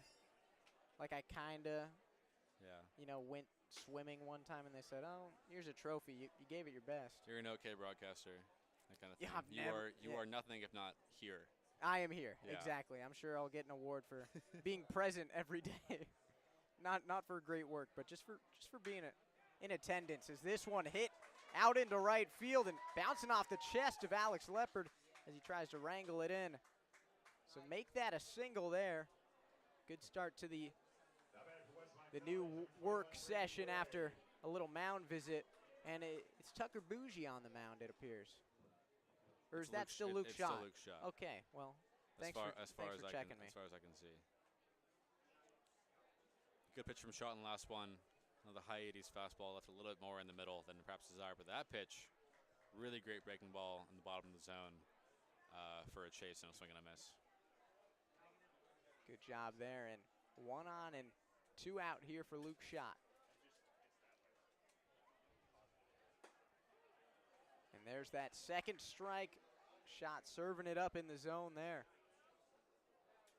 Gets ahead early, 0-2. A little bit of ball side movement on the fastball, a little cutter two seam movement, but he finds it really well on the outside part of the plate against righties. Right there, he's missing down low.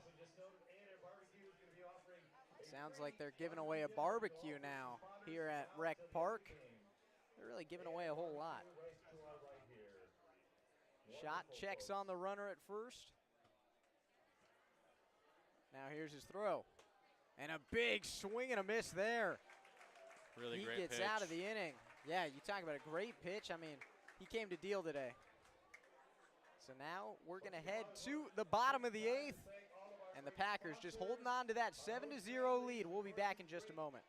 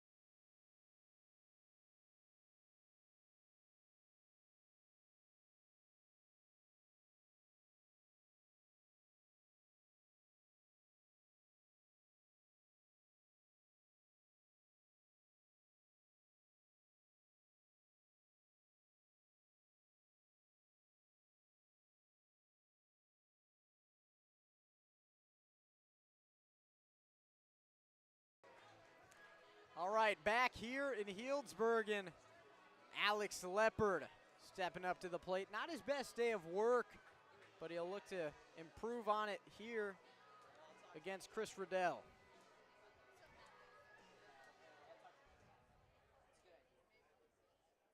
First pitch to Leopard, lays off, lets it go by down in the dirt. Leopard, another one of those guys, patient at the plate. He's not going to force swings. Really great job getting on base. Leopard does. Highest on-base percentage on the team and highest on-base plus slugging on the team. As this hit by Leopard goes foul. Now 1-1 count.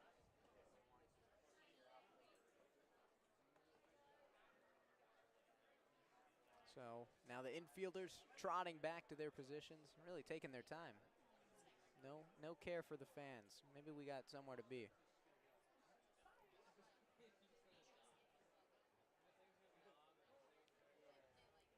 If I was in the field, I'd be stalling, trying to avoid this harsh sunset before it gets out from behind the houses and left. Yeah, it's already coming down. It's turning into that witching hour. It's just a beam of death. This is not the time to be playing first base. No. Dangerous. That pitch right there misses outside. Now 3-1 count for Alex Leopard.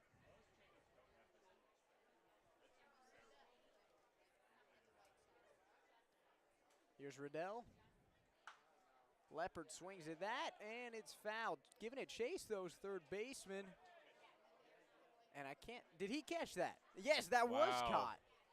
The sun, again, playing a part on our end now. But a great play and good hustle by Brady Boyd to catch that. In the sun and behind the pole for us, but saw him go up for that ball, and it was a really, really heads-up play by the third baseman. Yeah, I didn't think he caught it. He contorted his body in a way. He was reaching back, but great play to get it out and help his pitcher out there. So now Logan Sutter in the batter's box facing Riddell. Swings on this, and that's a high hit. Is that out to left field, Jacob? Again, this sun is brutal. Is that a home run, Jacob? No-doubter. Oh, my goodness. I couldn't even Logan tell. Sutter. He hit it right into the sun. Nobody else at this park knew. I mean, you could hear a pin drop when that was hit. Everybody was so confused. Well, the left fielder barely even turned. I think he knew. Yeah. And sadly, it did not record on the track, man, so we're just going to say that ball flew into the sun. I'll say that. Never saw it land. Sutter, just a monster day. He's been hitting it all over Healdsburg. So now Jonathan Kim coming up to the plate, and we got to see him for the first time last last go round, and now he's back here against Riddell. And what kind of info do you have on Jonathan Kim out of Michigan? Really, really effective hitter. Loves the inside pitch, high and low, and it on his hands. Hits the ball up the middle and to the pull side as lefties do. And really impressive whiff percentages at 10 and chase at 15. Some of the best in the team in that regard. So now the 1-0 to Kim, and look at that. He hits it right up the middle, fielded on a hop, and there's the out. A great job there by K's Durham McClare. I mean, great fielding. Kim had a hard time getting out of the box. Maybe didn't know the ball had gone fair. He paused for a few seconds before running to first, but a great play either way by the middle infielder. So another new bat in for the Packers, and it's Hideki Prather, catcher out of Clemson.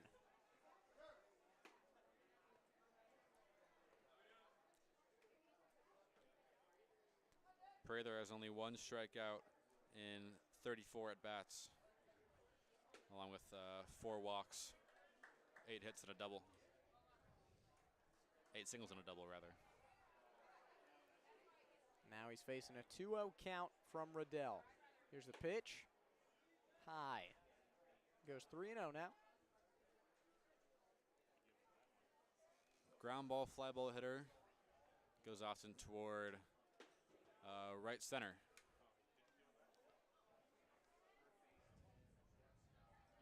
Likes to hit the low pitch.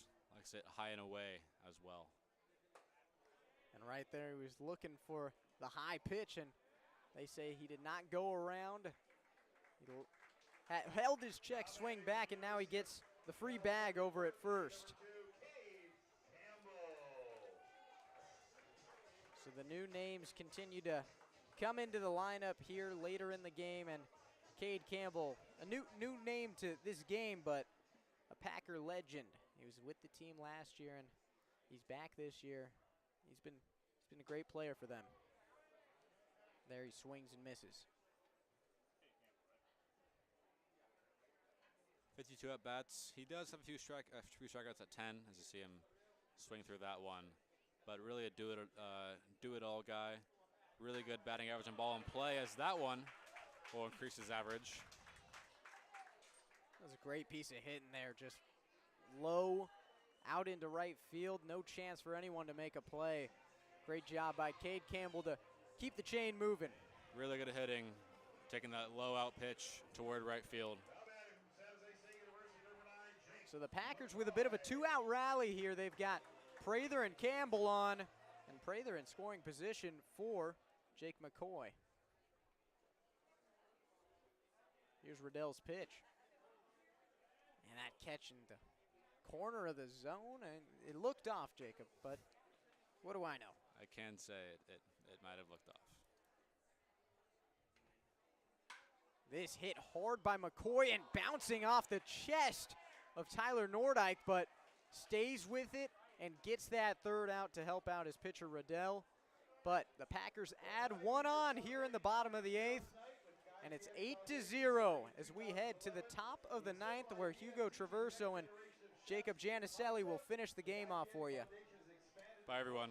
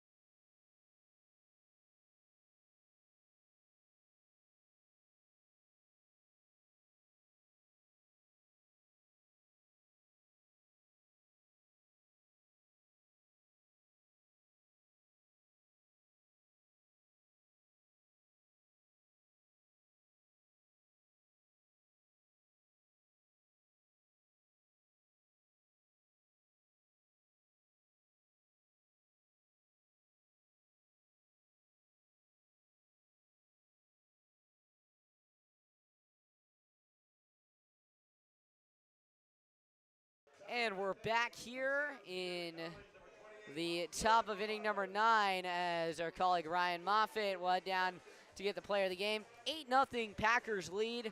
It's Chase Wagner in to close it out. Hugo Traverso alongside Nolan Brenner of Packer fame. And we are coming to you live here from beautiful Rec Park. Chase Wagner in this year. He's got a 10.80 ERA in 3 games, 3 and 1 innings pitched, 3 and 1/3 innings pitched, 6 strikeouts compared to 2 walks. Starting off strong here against Diego Boardman, kid who also went to high school on this Express team. Went to high school with me at least. Cardinal Newman High School alum, was a great part of that NCS championship run his senior year. Now at UC Riverside, dominating over there. The 1-1 to him from Wagner is hit up the middle, grounded softly, second baseman over on it, and there to make the play. Great job, Cade Campbell now in at second base. Well, the Packers pitching has really impressed me today. Starting off with Take, then B-Man, Lurma shot. Now Wagner trying to close it out. Just dominant with the fastball and mixing in the off-speed pitches. You said it. These Packer pitchers have been as good as they've been all year. Surprisingly, ladies and gentlemen, as you look at this vast schedule that the Packers have had, they're 12-2 this year, but they have not had a shutout. They've come close, 22-1, 10-1, 20-1. As that one runs inside, and it will hit a new batter at the plate. It was Cam Duran. Yeah, just that two-seamer got away from Wagner a little bit, hit Duran. On that topic of player of the game, who do you think is in prime position to get it? Well, a little spoiler for all of you. It's Logan Sutter is going to be your player of the game. A little recap of Sutter's day. Started off, a bit of a rough start for him, grounded to shortstop and then for an out, and then he reached on an error. Center fielder couldn't make the catch as this one is chopped up the middle, swinging bunt. Hideki Prather is there. He will make the play. But yeah, then Sutter just ramped it up. After that error, he hit a home run, 2-run bomb, got on base again in the 6th with a base hit, reached home a few plate appearances later from his own friend Jacob French. And then in the 8th, obviously, big boom out to University Street, his second of the ball game, earning him player of the game. Also made some great plays defensively, charging in to make that play at third a couple innings ago. Yeah, that really sticks out to me because that was kind of a turning point in the game, I feel like. It was still tight, and that really set the momentum for the Packers to kind of run away with this game. But you're right, 2 absolute missiles to University Street today for French. Now he has 5 home runs on the year. Yeah, 2 ahead of the second place man, Saviteri, and J.C. Asario-Agard. Yeah, you got a lot of guys up there with 3 homers. Packers are a team with the potential to hit a lot of bombs this year. Wouldn't be shocked if someone goes double digits with that wind blowing out most of the time out to left field. Today, it did blow out to left field. Now, towards the end of the game, towards some sunset blowing left to right, out towards center field. If you can see the flag on our cameras. That one is popped up. Prather over on it. And it'll go out of play. At the plate now for Athletic Edge is number 1, Nick Andrews from Justin Siena. Good mixture of Sonoma County, Napa County, and Marin County players on this Express team. Very talented team. Yeah, beautiful day out here. A little hot, though. 2-2, lined. Will it get down? It does! And the elusive shutout just continues to escape the Packers' grasp. Athletic Edge gets on the board. And yeah, that's the elusive announcer's jinx there. It's unfortunate. Come on, Hugo. Come on. So 8-1. Announcing 101. Yeah, 8-1 now the score. 2 down, 1-0 the count now to the man at the plate, the top of the order, Jelani Mason out of Credo High School. That pitch is outside. Prather out of the squat. Yeah, Mason's actually made some really nice plays on balls that were hit very hard to center field, stayed poised, and got him in the leather. 2 down, 2-0. The pitch. That one is in there for a called strike, 2-1. With now Packers looking to close things out. Wagner rocks, fires. Breaking ball. Umpire doesn't give him the call. A little bit outside there. That slider had pretty good movement on it. Might have clipped the outside corner, but umpire says no. 3-1 on the way. Outside, he walks him. Not ideal to do for Wagner. You're just trying to put it, if they can hit it, they'll hit it, because you don't want to give them free passes and make this game any more interesting than it is. And now Xavier Dominguez stands in. Dominguez 0 for 4. He's popped out to shortstop quite a few times today. Also a line out to second and a strikeout looking. Wagner kind of has like a frisbee slider. It really starts out there and then comes back in. And here comes the 0-1. That one is fouled straight back. So Packers once again down to their final strike. Looking to finally close things out. 0-2. Wagner. Looks like he's checking his watch and his windup. Rocks. Looking to close things out. 0-2. Fires. Swung on. Up the middle. It gets down. Runner coming. Kim fires it in. It'll be cut off by Sutter. And Express extending the game. Scrappy team, Athletic Edges, and they're just finding a way to keep this game going. And now runners on first and second.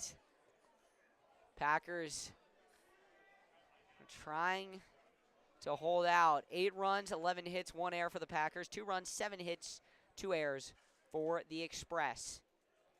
Sun coming down here at Rec Park. Wagner, this one lined, it'll drop down. No runner coming home. Good job by Prather to cut it off, and now it comes down to a guy who has just been subbed in, Dante Coyote. So Prather out there to talk to Wagner. What would you say to your pitcher, Nolan, if you're heading out there? What would you say?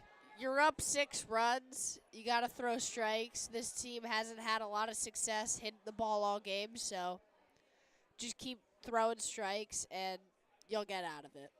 Well, loaded bases here, trying to hold out. Good batter at the plate, called strike on the outside part of the plate.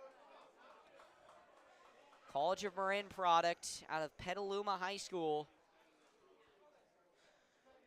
Let's see if he can string another good at-bat here for Athletic Edge. And this one's lined up the middle, fielded perfectly by Campbell. Over to short, gets a little bit rocky, but the Packers close things out. Healdsburg wins it 8-2. Final line for the visiting Athletic Edge Express from Petaluma. 2 runs, 8 hits, 2 errors. And for the Packers, 8 runs, 11 hits, 1 error. The winning pitcher is Brandon Mann. He picks up his first win of the year. He is now 1-1. And the losing pitcher is Luke Dillon. Yeah, great hitting there for the Packers, outlined by 2 bombs from Logan Sutter. And well, now the Packers move to 13-2 on the year, 12-1 at home. They will face the Solano Mudcats in PEL play tomorrow at 6 p.m. You don't want to miss that one. It'll be Nico Horning and Ryan Moffett on the call. Athletic Edge, they dropped to 7-11-2. They'll be right back here at Rec Park next Friday in what will be a thrilling contest concluded by some great fireworks here at Rec Park. Nothing like a 4th of July here in Healdsburg.